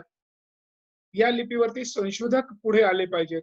जसं मी सांगितलं की ह्या लिपीला कसं आंतरराष्ट्रीय क्षेत्रामध्ये आणि भारतात सुद्धा सोपं करून लिहिण्याची पद्धत येईल, त्या दृष्टीनेही संशोधक आले पाहिजेत. ज्या संशोधकांनी प्रयत्न केले पाहिजेत आणि ह्या प्रयत्नांना निश्चित यश येऊ शकेल अशी माझी खात्री आहे. बराच वेळ तुम्ही मला ऐकता आहात, तेव्हा आपल्या नंतर माझ्या नंतरचेही एक वक्ते बोलणार आहेत. वेळ असाच जायला नको. तर आपण इथे आता थांबूया आणि आपण जे काही माझ्या भाषणातून तुम्ही ऐकले याच्यावरती तुम्ही मनात चिंतन मनन कराल निश्चितपणे, अशी मला आशा आहे. पुन्हा एकदा सर्वांना सविनय जय भीम. नमो बुद्धाय. साधू साधू साधू. अशोक तपासे सर, आपल्याला खूप खूप धन्यवाद. आपण माझा आवाज येतोय का सर? हो हो हो, येतोय येतोय. हा, आपण सर्वांना ब्राह्मी लिपीबद्दल, ब्राह्मी लिपीचा विकास आणि क्षय सुद्धा, आणि अशोककालीन, सातवाहनकालीन आणि गुप्तकालीन त्यानंतरची ज्या लिपीतला विकास कसा झालेला आहे ब्राह्मी लिपीतला, हे आपण खूप चांगल्या पद्धतीने आपण सर्वांसमोर मांडलेलं आहे. आणि त्याच्यानंतर आपण एक अनमोल संदेश सुद्धा दिलेला आहे इथे सर्व उपस्थितांना की या लिपीचं संवर्धन केलं पाहिजे. आपण या लिपीचं संवर्धन केलं पाहिजे. यानंतरचे वक्ते आहेत माननीय शांतारामजी इंगळे, जे आपले पाली रिसर्च इन्स्टिट्यूटचे सदस्य देखील आहेत आणि आतापर्यंत बऱ्याच ठिकाणी फिरून त्यांनी सुद्धा या शिलालेखांचा अभ्यास केलेला आहे. तर मी शांतारामजी इंगळे सरांना विनंती करतो. इंगळे सर, ऐकताय का मला? हो सर, ऐकतो. माझा आवाज येतो का? तुमचा आवाज येतोय आम्हाला. तर मी तुम्हाला विनंती करतो की आपण आज जो आपला सम्राट अशोककालीन शिलालेखांचं जे वाचन आहे त्याच्यामध्ये लुंबिनी स्तंभ, सारनाथ स्तंभ आणि गिरनार येथील शिलालेख याचं आपण वाचन सुरू करावं. Hello hello. हा, तुमचा आवाज येतोय सर आम्हाला. येतो ना? ओके हो, ओके. येतोय. ओके. हा, स्क्रीन सुद्धा व्यवस्थित आहे. बरोबर. ओके. थोडी वरती करा अजून स्क्रीन वरती घ्या अजून थोडी. वरती घ्या अजून, वरती वरती वरती वरती घ्या, वरती घ्या अजून, वरती घ्या. वरती. हा, ठीक आहे. Okay okay. सगळ्यांना जय भीम, नमो बुद्धाय. पाली रिसर्च इन्स्टिट्यूटच्या वतीने जी आपण ब्राह्मी लिपी आणि पाली भाषा याची कार्यशाळा 3 दिवस झाले सतत घेत आहोत. यापूर्वीही पाली भाषा रिसर्च इन्स्टिट्यूटच्या वतीने, पाली रिसर्च इन्स्टिट्यूटच्या वतीने अनेकदा असे प्रयत्न सुरू आहेत आणि केलेत. त्या माध्यमातून आपण हे ब्राह्मी स्क्रिप्ट शिकवत आहोत आणि 2 दिवस चांगल्या पद्धतीने आपण शिकलो. तपासे सरांनी खूप चांगल्या पद्धतीने अगदी या भाषेचा, या स्क्रिप्टचा उगम, विकास आणि क्षय कसा झाला हे सविस्तर सांगितलं. आणि काल आपण विकास ढवळे सरांनी तुम्हाला लुंबिनीचा शिलालेख दिला, अरविंद सरांनी जो मला लुंबिनीचा शिलालेख टाकला आणि 4 शिलालेख टाकलेत. 5 शिलालेख टाकले. तर आपण हे शिलालेख कसे वाचायचे व हे शिलालेख काय लिहिलेलं आहे. आता काल बऱ्याच मला वाटते काही लोकांनी प्रश्न केले किंवा ही आम्हाला याचे अर्थ समजत नाही, याची भाषा कळत नाही. आता ती भाषा पाली आहे. त्यांनी सरांनी पण सांगितलं तुम्हाला की 75% ती पाली भाषा आहे. पाली भाषा शिकले तर तुम्हाला त्या शिलालेखाचे अर्थ सहज कळतील. त्यासाठी पाली भाषा शिकणं आवश्यक आहे. हे थोडेफार 5% अरमाईक, 20% संस्कृत वगैरे असे शब्द आहेत किंवा थोडंसं भाषेमध्ये परिवर्तन झालेलं आहे. आणि म्हणून ते शिलालेख वाचण्यासाठी आता तुम्ही ते स्क्रिप्ट जर शिकले, ग्रामीण लिपी शिकले, परंतु ती वाचणं केव्हा येईल तुम्हाला, जेव्हा तुम्ही पाली शिकाल. पण तरीही आपण तो प्रयत्न आज करतोय की काही शिलालेख मी तुम्हाला वाचून सांगतो या ठिकाणी, आणि ते शिलालेख आपण वाचून त्यामधले मराठी अर्थ आणि पालीमध्ये मी तुम्हाला वाचून दाखवतो. काल लुंबिनीचा स्तंभलेख आपण यावरती दाखवला. तो लुंबिनीचा स्तंभलेख तुम्ही बऱ्याचपैकी काही लोकांनी तो रीड केला, आणि रीड करताना त्यामध्ये थोड्याफार उणिवा सोडल्या तर बहुतांशी ठीकच योग्यच लिहिला. तर लुंबिनीचा शिलालेख आपण सुरुवात करतो लुंबिनीच्या शिलालेखापासून. कारण ज्या ठिकाणी भगवान बुद्धाचा जन्म झाला हे त्या अशोकाच्या स्तंभावरून तिथं ट्रेस झालं की इथे भगवान बुद्धाचा जन्म झाला म्हणून. आणि म्हणून लुंबिनीचा शिलालेख आपल्याला खूपच महत्वपूर्ण आहे. म्हणजे भगवान बुद्धाच्या जन्माचं ठिकाणच त्या लुंबिनीच्या शिलालेखाने स्पष्ट केलं. अन्यथा बुद्धाचा कुठे जन्म झाला याचं काही निश्चित लुंबिनी वन कुठे आहे हे काही, जरी समजा आपल्या साहित्यामध्ये लुंबिनीचा उल्लेख असला तरी ठिकाण मात्र निश्चित नसल्यामुळे मग लुंबिनी कुठे आहे तर त्या शिलालेखावरून लुंबिनी वन हे स्पष्ट झालं. आणि त्या लुंबिनीच्या शिलालेखामध्ये ब्राह्मीमध्ये आहे, आपण काल वाचलं असेल, देवानंग पियनंग पियदर्शिनंग, देवानंग पियनंग पियदर्शिनंग लाजिनंग विसती वस्साभिषेतन अतन आगाच महिते हिद बुद्ध जाते सक्क मुळीती शिलाविगड भिच्या कालापित शिला थबेच उस पापिते हिदंग भगवंग जाते ती लुंबिनी गामे उबलिके कटे अठभागीच. आता याच्यामध्ये बऱ्याच ठिकाणी सम्राट अशोकाच्या शिलालेखामध्ये देवानंग पियनंग पियदर्शी असा शब्द आलेला आहे. कारण जास्त करून सम्राट अशोकाने अशोक हा शब्द 1-2 ठिकाणी शिलालेख मध्ये घेतला, परंतु देवानंग पियनंग पियदर्शी हा शब्द खूप बहुतांश शिलालेखामध्ये तो शब्द आहे. आता देवानंग पियनंग आपण आता तपासे सरांनी देवनाम पिय म्हटलं, आता बरेचसे लोक देवनाम पियच म्हणतात, परंतु पालीमध्ये आपण जेव्हा देवानंग असं म्हणतो त्या न वरती जेव्हा पूज्य असेल तेव्हा देवानंग म्हणजे देवांचे प्रिय. देवानम म्हटलं तर संस्कृत मध्ये जाते देवानम, जसं आपण बुद्धम म्हणतो आणि पालीमध्ये बुद्धंग म्हणतो. म्हणजे म आला तर संस्कृत उच्चार होतो आणि न आला तर पाली उच्चार होतो. आणि म्हणून देवानंग पियनंग म्हणजे देवांचे प्रिय, देवानम नाही देवानंग पिय म्हणजे जसं बुद्धंग म्हणतो किंवा बुद्धानंग म्हणजे बुद्धाचे, देवानंग म्हणजे देवांचे, देवानंग पियनंग पियदर्शिनंग देवांचे प्रिय प्रियदर्शी, लाजिनंग विसती वस्साभिषेतन, वाटल्यास काही लोक लिहू शकता विसती वस्साभिषेतन असा त्या शिलालेखातला शब्द आहे. विसती वस्साभिषेतन म्हणजे 20 वर्ष राज्याभिषेकाच्या 20 वर्षानंतर. अतान आगच म्हणजे स्वतः येऊन. अशा पद्धतीने देवांचा मराठीमध्ये सांगतो मी तुम्हाला, लिहून घ्या वाटल्यास. देवांचा प्रियदर्शी राजा, देवांचा प्रियदर्शी राजा राज्याभिषेकानंतर 20 वर्षांनी स्वतः येऊन पूजा केली. इथे शाक्यमुनी बुद्धाचा जन्म झाला आहे. इथे दगडांचा तट बांधून शिलास्तंभ उभा केला आहे. इथे भगवान बुद्धाचा जन्म झाला म्हणून लुंबिनी गावाचा कर माफ करून इथे उत्पन्नाचा 8वा भाग देण्यात आला. सर ऐकायला येते बरोबर? Hello sir. हो येत आहे, आवाज येत आहे, तुमचा आवाज येत आहे. फक्त ते आजूबाजूला जे आवाज येत आहेत ते थोडस त्यांना जरा तिथून हे करायला सांगा, जरा हटकायला सांगा त्यांना. बरोबर पॉसिबल असेल तर, नाही तर कंटिन्यू करा. कमी करा तर, आणि थोडं स्लो करा, थोडं स्लो करा. बरोबर ओके. हिद बुध जाते, हिद म्हणजे इथे, बुध जाते म्हणजे जाती म्हणजे जन्म. इथे बुद्धाचा जन्म झाला. शाक्यमुनी बुद्धाचा इथे जन्म झाला. पुढचा शब्द आहे शिलाविगड. शिला म्हणजे दगड, गड म्हणजे एक शिलाबी गड, भीच्या कालापित म्हणजे त्या पितेचे इथे दगडांचा एक तट बांधला. आणि शिलाथबेचे म्हणजे शिलास्तंभ, म्हणजे शिलाथबेचे म्हणजे शिलास्तंभ, म्हणजे आपण त्याला पालीमध्ये थबे आहे आणि शिलाथबे म्हणजे शिलास्तंभ. उसुपापिते त्या पित्यर्थ. हिद भगवंग, हिद म्हणजे इथे, भगवंग जाते ती, इथे भगवंताचा जन्म झाला. लुंबिनी गामे उगली केकटे अठभागीचे, म्हणजे लुंबिनी गावाचा कराचा 8वा भाग इथे देण्यात आला, उत्पन्नाचा भाग. असा शिलालेखाचा, पहिल्या शिलालेखाच्या लुंबिनीचा अर्थ आहे. हा 4 ओळीचा शिलालेख आहे. अरविंद सर आणि आम्ही त्या शिलास्तंभाचं स्वतः वाचन केलं आहे, फोटो वगैरे काढलेले आहे. हा दुसरा स्तंभ असा आहे की दुसरा शिलास्तंभ आपण वाचतोय तो आहे सारनाथचा.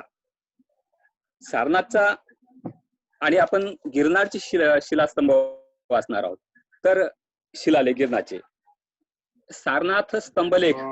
सारनाथचा जो स्तंभ आहे म्हणजे आज आपल्या नाण्यावरती किंवा आपली भारताची राजमुद्रा जी अशोक स्तंभ आहे, 4 बाजूनी 4 सिंह गर्जना करताना आहे आणि त्या सिंहाच्या पायाखाली अशोक चक्र आहे, डोक्यावरती धम्मचक्र आहे आणि तो स्तंभ आहे, तो शिलास्तंभ सारनाथ मध्ये उभा केला होता. आणि त्याला सिंहशीर्ष स्तंभ होता, तो डॅमेज झाला, 3 पार्ट मध्ये तुटला आणि मग तो उत्खननामध्ये सापडला आणि सारनाथच्या म्युझियम मध्ये तो सुरक्षित ठेवलेला आहे. आज भारताची राजमुद्रा म्हणून तो स्तंभ आहे. अरविंद सर आणि आम्ही तो पाली रिसर्च इन्स्टिट्यूटच्या वतीने आम्ही तो लोकांना, प्रेक्षकांना तो दाखवला आहे.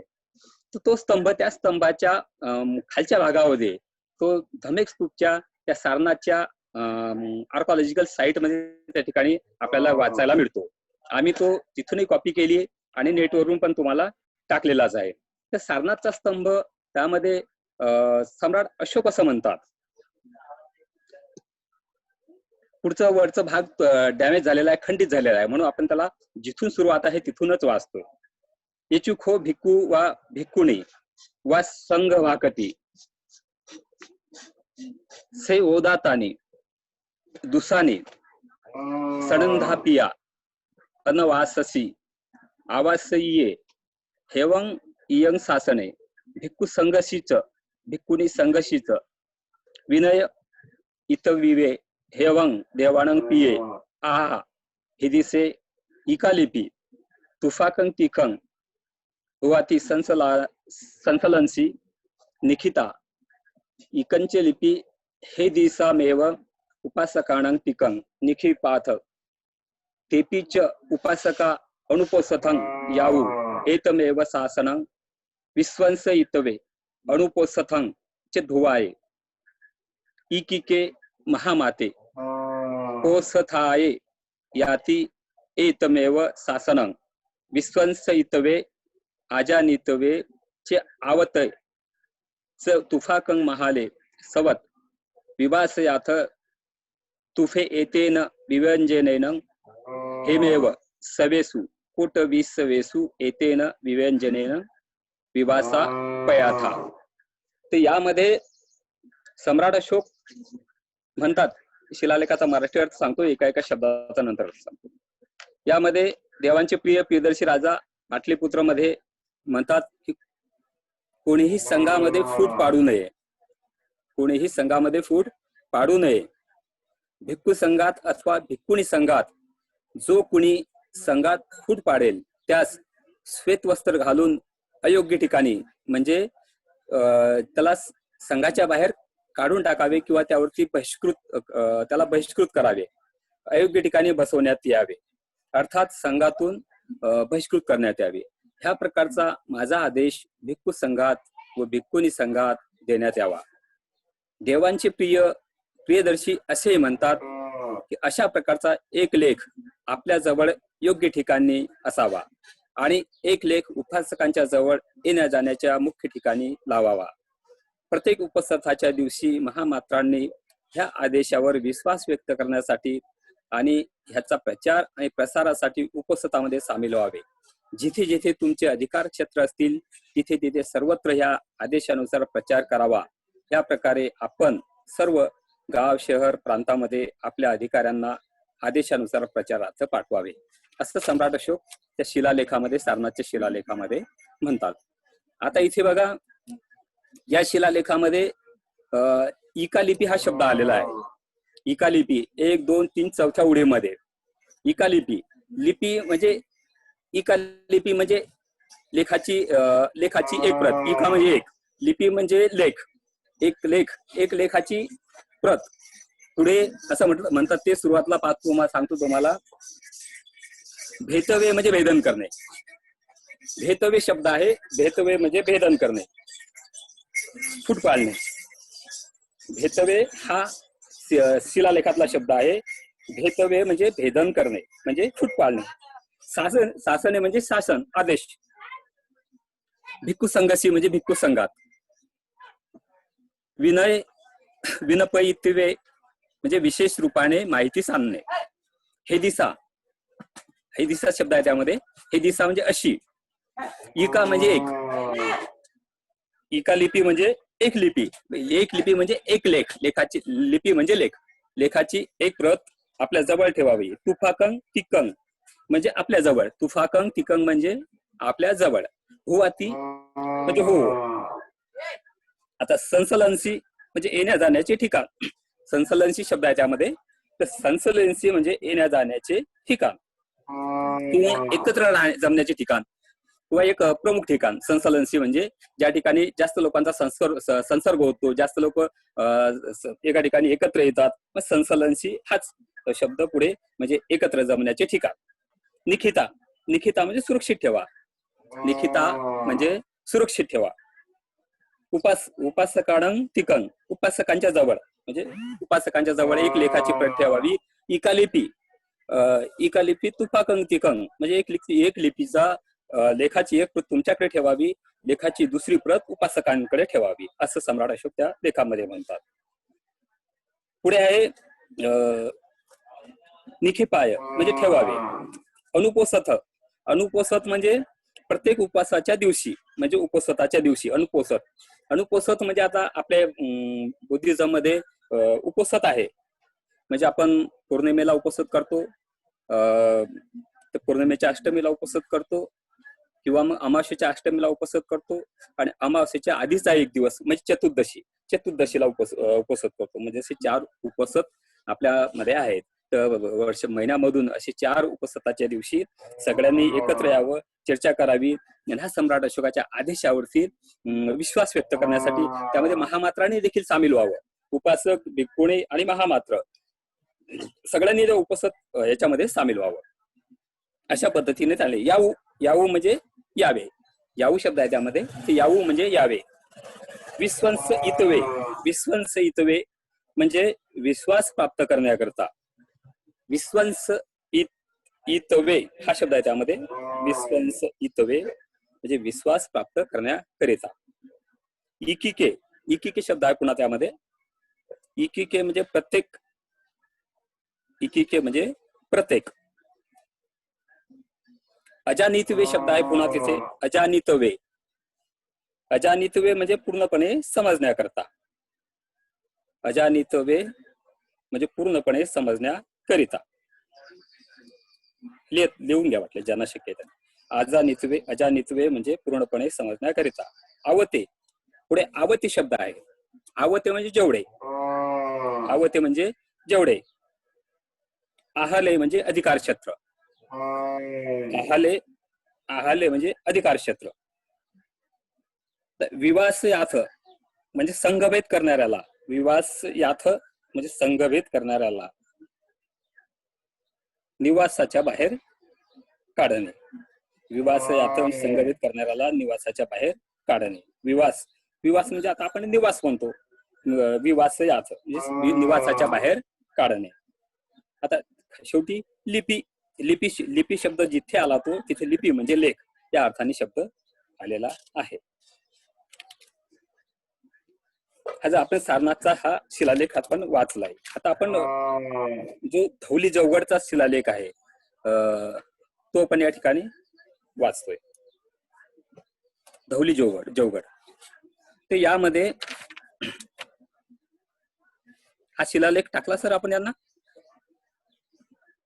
14वा शिलालेख. सर्व शिलालेख पाठवलेले आहेत काल. काल जे पाठवले. पाठवलेले आहेत त्याचं वाचन होणार आहे फक्त. जे तुम्हाला 5 पाठवलेले आहेत हो हो हा गिरणारचे, त्या 5 जे भाग आहेत त्याचे, त्या 5 भागातले 1-2 वाचले तरी चालतील, काही प्रॉब्लेम नाही त्याचा. बरोबर. ओके. हं. तर आपण गिरणारचा पहिला शिलालेख वाचू. काल जो तुम्हाला टाकलेत 5 शिलालेख, त्या 5 पैकी आपण 2-3 शिलालेख आपण या ठिकाणी रीड करू. तर पहिला शिलालेख टाकला तुम्हाला गिरणारचा. त्यामध्ये त्याचं वाचतो मी, लिहून द्या काही लोकांना शक्य होईल थोडंसं हळू वाचतो.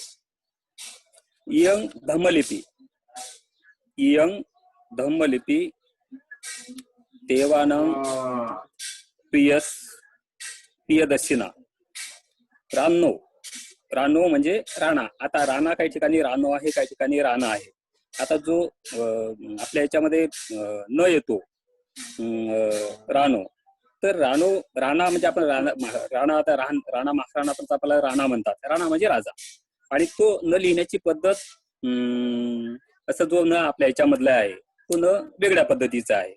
तर तो न मला वाटतं कदाचित तुम्हाला स्क्रीनवर दिसेल किंवा असा, हे बघा दिसते का? नाही. तर तो न राणा तर राणा, राणो लेखापिता इध न किंची जीवन आरभिक्पा प्रजुहितव्य न च समाजा कतको कतव्यो बहुकं हिदोसं समाजिम्मी पसती. आता हे सगळे पालीचे भरपूर शब्द आहे याच्यामध्ये. पसती म्हणजे पाहतो, पसती देवाणं पियो पियदशी राजा अस्ति पितू एकचा समाजा साधू मता देवाणं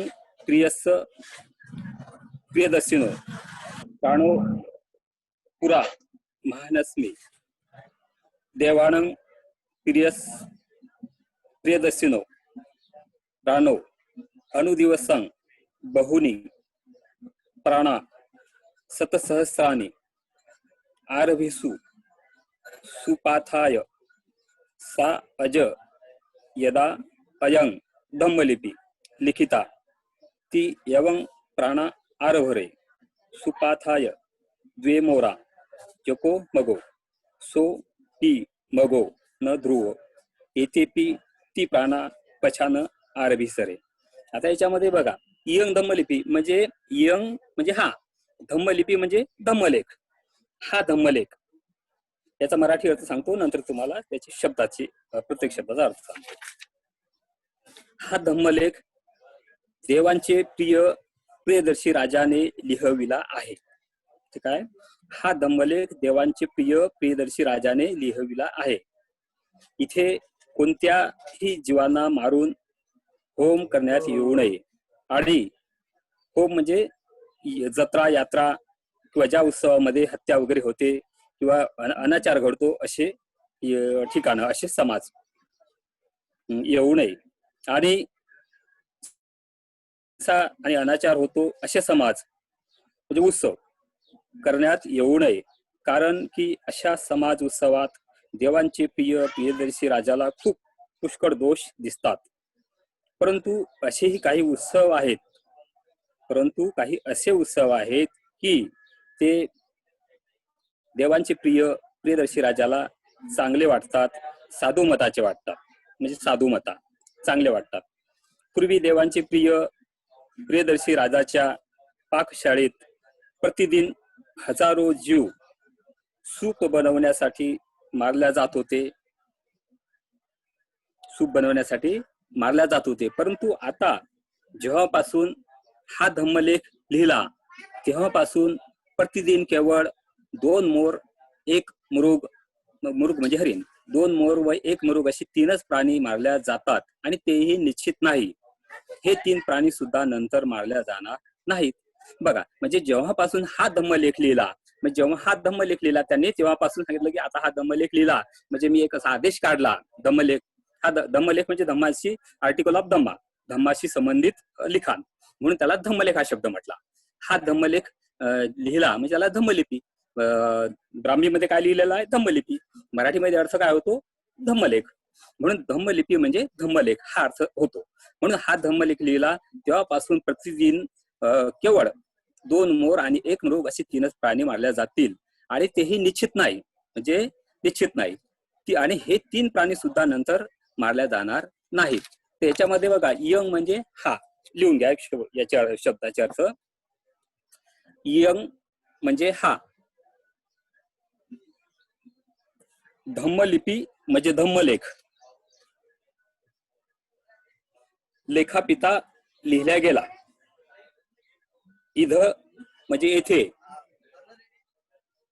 इध म्हणजे येथे, न म्हणजे नाही, किंची म्हणजे किंचित, किंचित कोणत्याही, किंची म्हणजे किंचित आपली कोणत्याही. आरभित्पा, आरभित्पा म्हणजे मारून. प्रजुहितव्य म्हणजे प्रजाहितासाठी, प्रजुहितव्य म्हणजे प्रजाहितासाठी. काही फार मोठी कठीण भाषा नाही. तर प्रजू म्हणजे प्रजा, आता आपण प्रजा म्हणतो, हित म्हणजे हित, प्रजुहितव्य हा शब्द त्याच्यामध्ये आलाय. प्रजुहितव्य म्हणजे प्रजाहितासाठी. समाज म्हणजे पूर्वी, आज जो समाज म्हणतो आपण, आज समाज म्हणजे एकत्र येणे म्हणजे समाज. पूर्वी समाज या शब्दाचा अर्थ होता एकत्र येणे, यात्रा जमवणे, जत्रा भरवणे, उत्सव करणे, त्याला समाज हा शब्द होता. आज तो समाज आपण सार्वजनिक वापरतो. ज्या समाजामध्ये पशु बळी दिला जातो हॅलो हॅलो सर, मी थोडस स्लो करा तुमचं जे सांगताय ते थोडस स्लो करा. आणि 2 गोष्टी मी सांगू शकतो. आता इथं मेसेज पाठवला होता विनोद कुमार मोरे यांनी. त्यांनी लिहिलेले आहे की धम्मलिपी म्हणजे धम्मलेख आणि ब्राह्मी लिपी म्हणजे प्रश्नचिन्ह उपस्थित केलेलं आहे. मी इंटरप्ट करतोय तुमच्या ह्याच्यामध्ये शिलालेख वाचनामध्ये, कारण त्यांना मला उत्तर देणं जरुरी वाटतं इथे. पाली भाषा आपण ही ब्राह्मी लिपी शिकतोय आणि हा जो लेख ते सांगतायत गिरणारचा, हा पाली भाषेमधील शिलालेख आहे.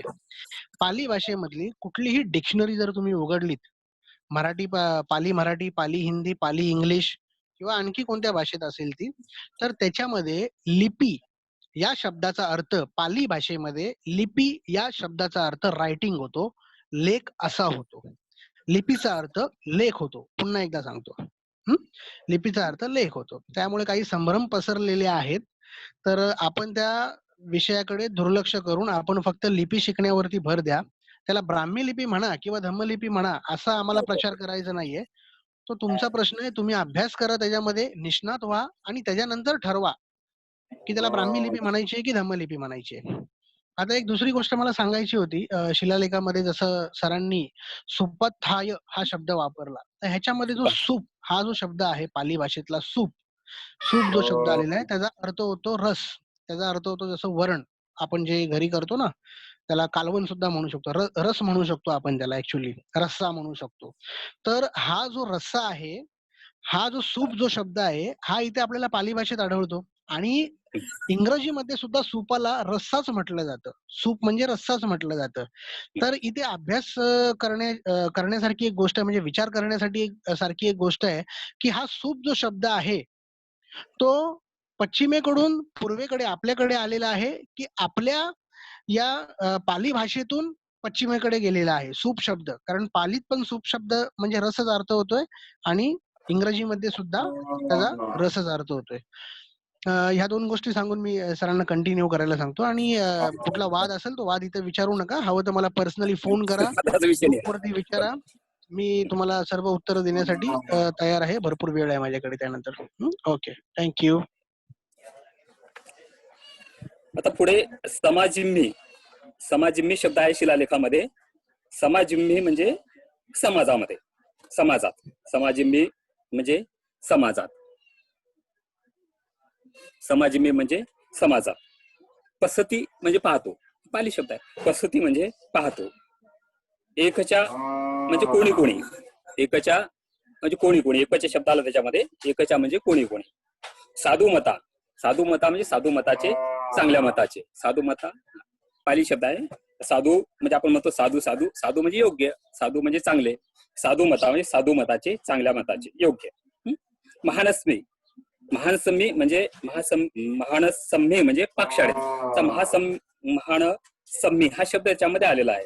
महानसम्मी म्हणजे पाकशाळेत, म्हणजे त्यांच्या स्वयंपाक आता आपलं घर असते स्वयंपाकघर, पण राजा लोकांचं मोठी शाळाच असायची, कारण एवढं मोठं राजपरिवार म्हटलं की हजारो लोक, म्हणून त्यांना पाकशाळा हा शब्द वापरलेला आहे. जिथे मोठा व्यापकता येते तिथे पाकशाळा शब्द आहे.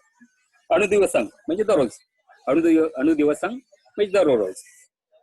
आरभरे म्हणजे मारल्या जातात, आरभरे शब्द आहे त्याच्यामध्ये, आरभरे म्हणजे मारल्या जातात. आरभिसू म्हणजे मारल्या जात होते. आणि एको, एको म्हणजे एक. मगो म्हणजे मुरुग, मगो म्हणजे मुरुग. ध्रुवो म्हणजे निश्चित, शेवटी ध्रुव शब्द आहे त्याच्यामध्ये, किंवा पुढे हे मारल्या जातात म्हणून निश्चित नाही. ध्रुवो म्हणजे निश्चित. आरभिसरे म्हणजे मारल्या जातील. यवमपी, यवमपी म्हणजे यवमपी शब्द आहे त्याच्यामध्ये, यवमपी म्हणजे ह्या प्रकारे, यवमपी म्हणजे ह्या प्रकारे. बहुनी, बहुनी म्हणजे पुष्कळ, बहु. द्वे म्हणजे दोन, पालीमध्ये द्वे शब्द आहे, द्वे म्हणजे दोन. आणि ती म्हणजे तीन. म्हणजे शेवटच्या याच्यामध्ये तुम्ही वाचलं असेल की द्वे मोरा योको मगो, आणि द्वे मोरा आणि योको मगो म्हणजे दोन मोर आणि एक मृग. आणि ती प्राणा, ती प्राणा म्हणजे तीन प्राणी, नंतरही ते तीन प्राणी नंतर मानले जाणार नाहीत. आता पुढे शब्द आहे प्रत्यंतेसु, म्हणजे प्रत्यंतेसु म्हणजे शेजारी राज्यात. पुढच्या शिलालेखातला शब्द आहे तो. पछा म्हणजे नंतर, पछा म्हणजे नंतर. पश्चात, पश्चात आपण म्हणतो, पश्चात म्हणतो, तर पश्चात शब्दाचा पश्चात झाला, त्याचा मराठीमध्ये अर्थ होतो नंतर. पी म्हणजे सुद्धा, म्हणजे इति पी, आपण इति पी म्हणतो, पी शब्द येतो ना, पी म्हणजे सुद्धा. सुपाथाय म्हणजे सरांनी आता सांगितलं तुम्हाला, सुपाथाय म्हणजे सूप बनवण्यासाठी. सुपाथाय शब्द म्हणजे अरविंद सरांनी सांगितलं तुम्हाला सूप म्हणजे काय. तर सुपाथाय म्हणजे सूप बनवण्यासाठी, या शब्दामध्ये, या शिलालेखामध्ये सुपाथाय शब्द आहे. अज्ञ, अज, अज म्हणजे आज. पुन्हा रानो शब्द आलेला आहे, रानो म्हणजे राजा. आणि सा म्हणजे ती, यदा म्हणजे जेव्हा. आता हे या शिलालेखातले शब्द, या शब्दाचे अर्थ मी तुम्हाला सांगितले आहे. आता पुढचा आपण गिरनारचा दुसरा शिलालेख आपण पाहतोय. गिरनारचा जे शिलालेख तुम्हाला गिरनारचा लिहून दिला आहे, ते गिरनारचा आणखी एक शिलालेख आपण पाहतोय. हा सर, एवढाच भाग करा फक्त गिरनारच्या शिलालेखाचा. हा जो दुसरा जो भाग आहे ना, पूर्ण एका स्लेट वरचा हा जो एक भाग आहे 2 नंबरचा छोटा, तेवढाच करा तो. 2 नंबरचा छोटा. हा, म्हणजे ह्याच्यानंतर तुम्ही जे कंटिन्यू करताय ना, तेवढा जो भाग करा फक्त. 5 पाठवलेत ना तुम्हाला? हो हो हो. गिरनारमधला हा एकच भाग येतो. हो हो.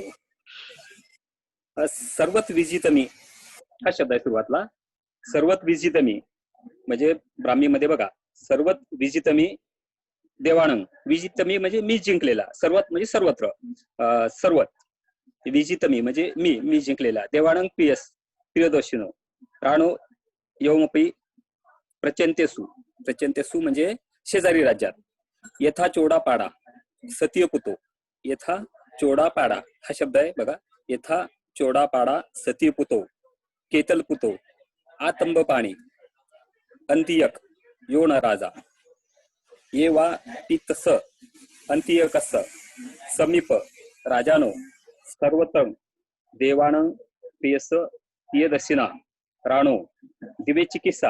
आता आपण चिकित्सा म्हणतो आज रोजी चिकित्सा, तर हा पाली शब्द आहे, प्राचीन शब्द आहे, आजही तोच आहे. देवी चिकित्सा कथा, कथा म्हणजे केल्या, 2 चिकित्सा, द्वे चिकित्सा कथा. पण मनुष्य चिकित्सा, पशु चिकित्सा, मनुष्य चिकित्सा म्हणजे मनुष्य चिकित्सा, पशु चिकित्सा, ओसुढाणी, ओसुढाणी म्हणजे आज आपण औषध म्हणतो, औषध, तोच शब्द आहे ओसुढाणी. म्हणजे आज जी आपण भाषा बोलतो ही बहुतांशी आपलीच भाषा पाली भाषा आहे. पाली भाषेमधूनच ही परिवर्तित झालेली आज भाषा आहे. म्हणून आपले बरेचसे शब्द पाली भाषेमध्ये या शिलालेखात आहेत किंवा पाली भाषेत आहेत. ओसुढाणी चे याने मनसु पगोणी च पशु पगोणीच यत यत नसती, सर्व हारा पितानीच रोपा पितानीच मुलानीच फलानीच यत यत नसती, सर्वत हारा पितानी च रोपा पितानी च पंथासू कुपा. आता आपण पाहतो कुपा म्हणजे कूप नलिका म्हणतो आपण, याला विहिरीला कूप म्हणतो. आता प्राचीन शब्द आहे, पाली शब्द आहे, शिलालेखामध्ये आहे, पालीमध्ये आहे. कुपा म्हणजे विहीर. पंथासू कुपाचं खाणा खणणे खोदल्या, वृक्षाचं रोपा पिता परिभोगाय आणि पशु मनुष्याणं. आता याच्यामध्ये बघा, हा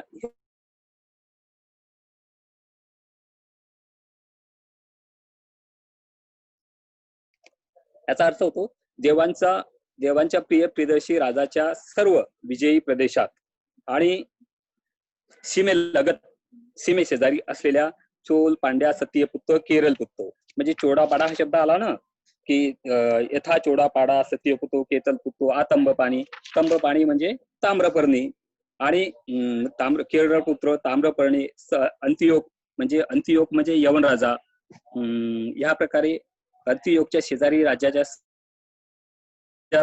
देवांचा प्रिय प्रियदर्शी राजाने 2 प्रकारच्या चिकित्सा व्यवस्था केल्या आहेत. म्हणजे 2 प्रकारच्या चिकित्सा व्यवस्था केल्या आहेत, मनुष्य चिकित्सा आणि पशु चिकित्सा. मनुष्य आणि पशुच्या उपयोगी येतील अशा औषधी सर्वत्र लावण्यात आलेल्या आहेत. जिथे जिथे नसतील तिथे बाहेरून मागवून त्यांच्या मुळाचे, फळाचे रोपण केले आहे. आणि मनुष्य व पशुच्या उपयोगासाठी मार्गावर विहिरी खोदल्या आणि भरपूर वृक्ष लावले आहेत. आता एका बघा, याचा शब्दाचे अर्थ घ्या. विजितम्मी म्हणजे जिंकलेल्या राज्यात. यवमपी म्हणजे ह्या प्रकारे. प्रचंतेसु म्हणजे सीमेवरील म्हणजे सीमेवरील शेजारी राज्यामध्ये.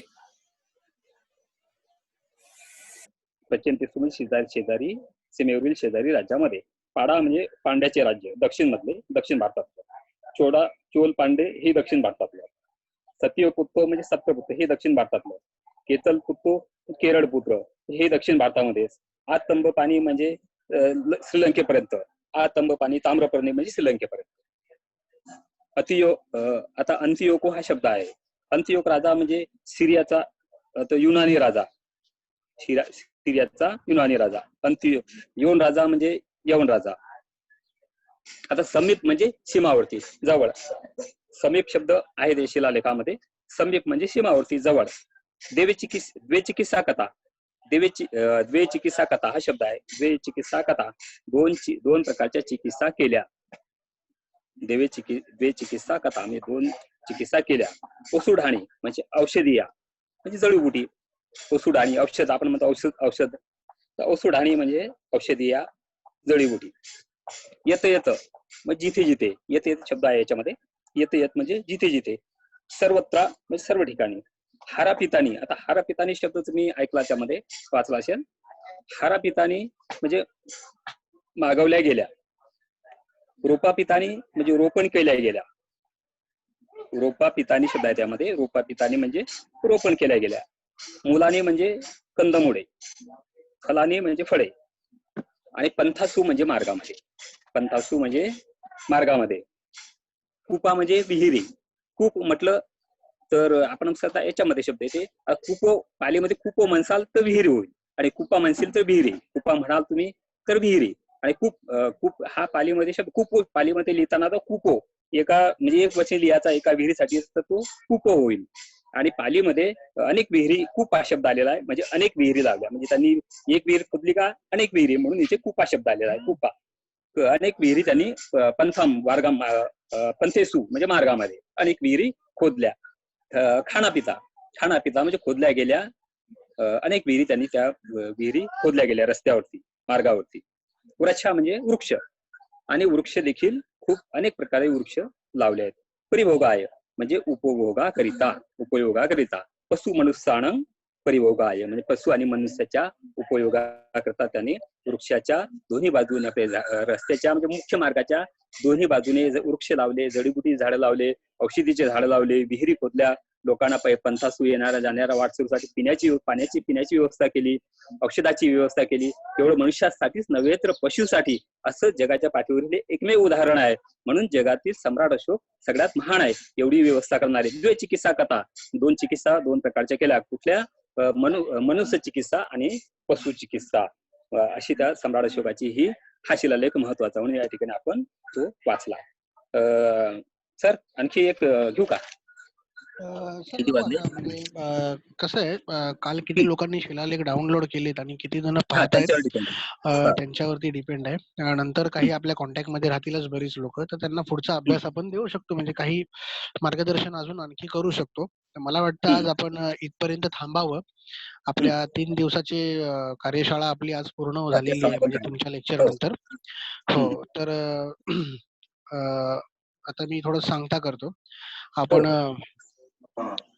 तुमचं हे म्यूट करा, ऑडिओ म्यूट हो. करा तुमचा.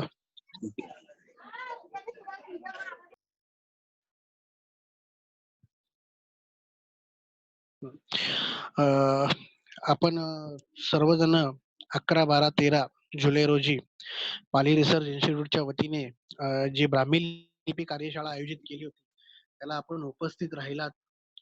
प्रत्येक दिवशी 100 प्लस उपासक उपस्थित होते.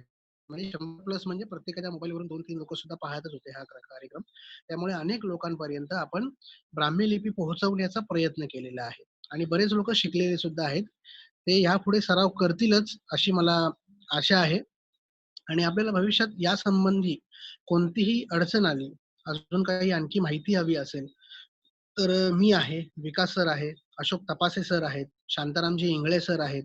यांचे फोन नंबर आपल्याला ग्रुपवरती आहेतच. आपल्याला माहिती असेल, काही लोकांना माहिती नसेल तर ग्रुपवरती पुन्हा पाठवून देईन. तर आपण यांच्याशी सुद्धा चर्चा करू शकता. दुसरं महत्वाचे म्हणजे आपण सर्व बौद्ध उपासकांनी आपली पाली भाषा, ज्यामध्ये बुद्धांची सर्व वचनं आजही संकलित आहेत. जर आपल्याला बुद्ध समजून घ्यायचे असतील, तर आपल्याला बुद्धांच्या सानिध्यात जावं लागतं. म्हणजे बुद्धांशी डायरेक्ट कनेक्ट व्हायचं असेल, तर आपल्याला पाली भाषेशिवाय गत्यंतर नाहीये. तर आपल्याला पाली भाषा शिकली पाहिजे. बुद्धांचे वचन त्यांच्याच भाषेमध्ये शिकले पाहिजे. आतापर्यंत जे ट्रान्सलेशन झालेले आहेत, त्या अनुवादकांचा तर मी खूप आभारीच आहे. आतापर्यंत अभिधम्म पिटकाचं ट्रान्सलेशन नाही झालेलं आहे. विनय पिटक आणि सुत्त पिटक या 2 पिटकांचं संपूर्णपणे ट्रान्सलेशन झालेलं आहे. काही पाली हिंदी असे ट्रान्सलेशन झालेले आहेत आणि मराठीमध्ये वर्ड टू वर्ड ट्रान्सलेशन न करता उपासकांना समजावं म्हणून विकार रजवाडे, जगदीश काश्यप, धर्मानंद कोसंबी, राहुल सांकृत्यायन, भिक्खू धर्मरक्षित अशा मोठ्या मोठ्या भंतेजींनी त्रिपिटकाचं ट्रान्सलेशन केलेलं आहे. तर आपल्याला पाली भाषा जर शिकायची असेल, तर ह्याचा उपयोग करून, ह्या ट्रान्सलेशनचा उपयोग करून आपल्याला पाली भाषा समजून घ्यायला हवी.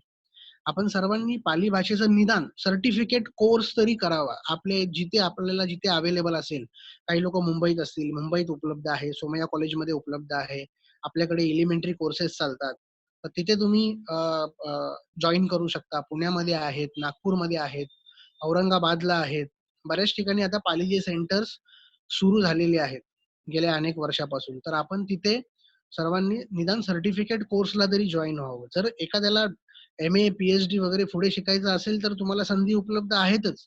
पण निदान बौद्ध उपासकांनी पाली भाषेचं जुजबी ज्ञान तरी घ्यायला हवं, असं मी आपल्या सर्वांना एक आव्हान करतो पाली रिसर्च इन्स्टिट्यूटच्या माध्यमातून. आणि आपल्या सर्वांनी शांततापूर्ण ही ब्राह्मी लिपीची कार्यशाळा आपण अटेंड केलीत. त्याबद्दल मी आपल्या सर्वांचे पुन्हा एकदा आभार मानतो. हॅलो, माझा आवाज येतोय का सर? हो, येतो. होय सर, येतोय ना? येतोय. स्क्रीन दिसत नाहीये मला असं वाटतंय. माझा व्हिडिओ दिसतोय का? स्क्रीनचा प्रॉब्लेम. स्क्रीनचा प्रॉब्लेम. व्हिडिओ दिसतोय सर, तुमची स्क्रीन नाही दिसत आहे आता. ओके. व्हिडिओ पण दिसतोय ना? व्हिडिओ दिसतोय सर तुमचा. हो, ओके. आपल्या कार्यशाळेला ज्या शिक्षकांनी बहुमूल्य मार्गदर्शन केलं आपल्या सर्वांना, ते विकास ढवळे सर, माननीय अशोक तपासे सर, शांतारामजी इंगळे सर यांना पुन्हा एकदा मी आभार मानतो. तसेच आपल्याला टेक्निकल सपोर्ट दिलं पंकज मेश्राम साहेबांनी, त्यांचा सुद्धा मी पुन्हा इथे एकदा आभार मानतो.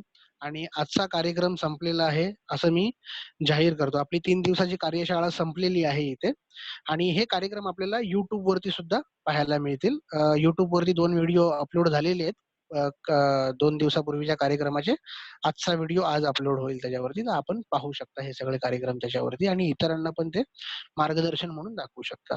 सर्वांना पुन्हा एकदा जय भीम, नमो बुद्धाय. पुन्हा भेटूया आपण. काय अडचण असेल तर आपण कॉन्टॅक्ट करू शकता. जय भीम, नमो. पंकज सर, मला वाटतं एंड करा प्रोग्राम. आपल्याला मग हो बोलता सर. येईल. Thank you very much sir. Thank you. जय भीम.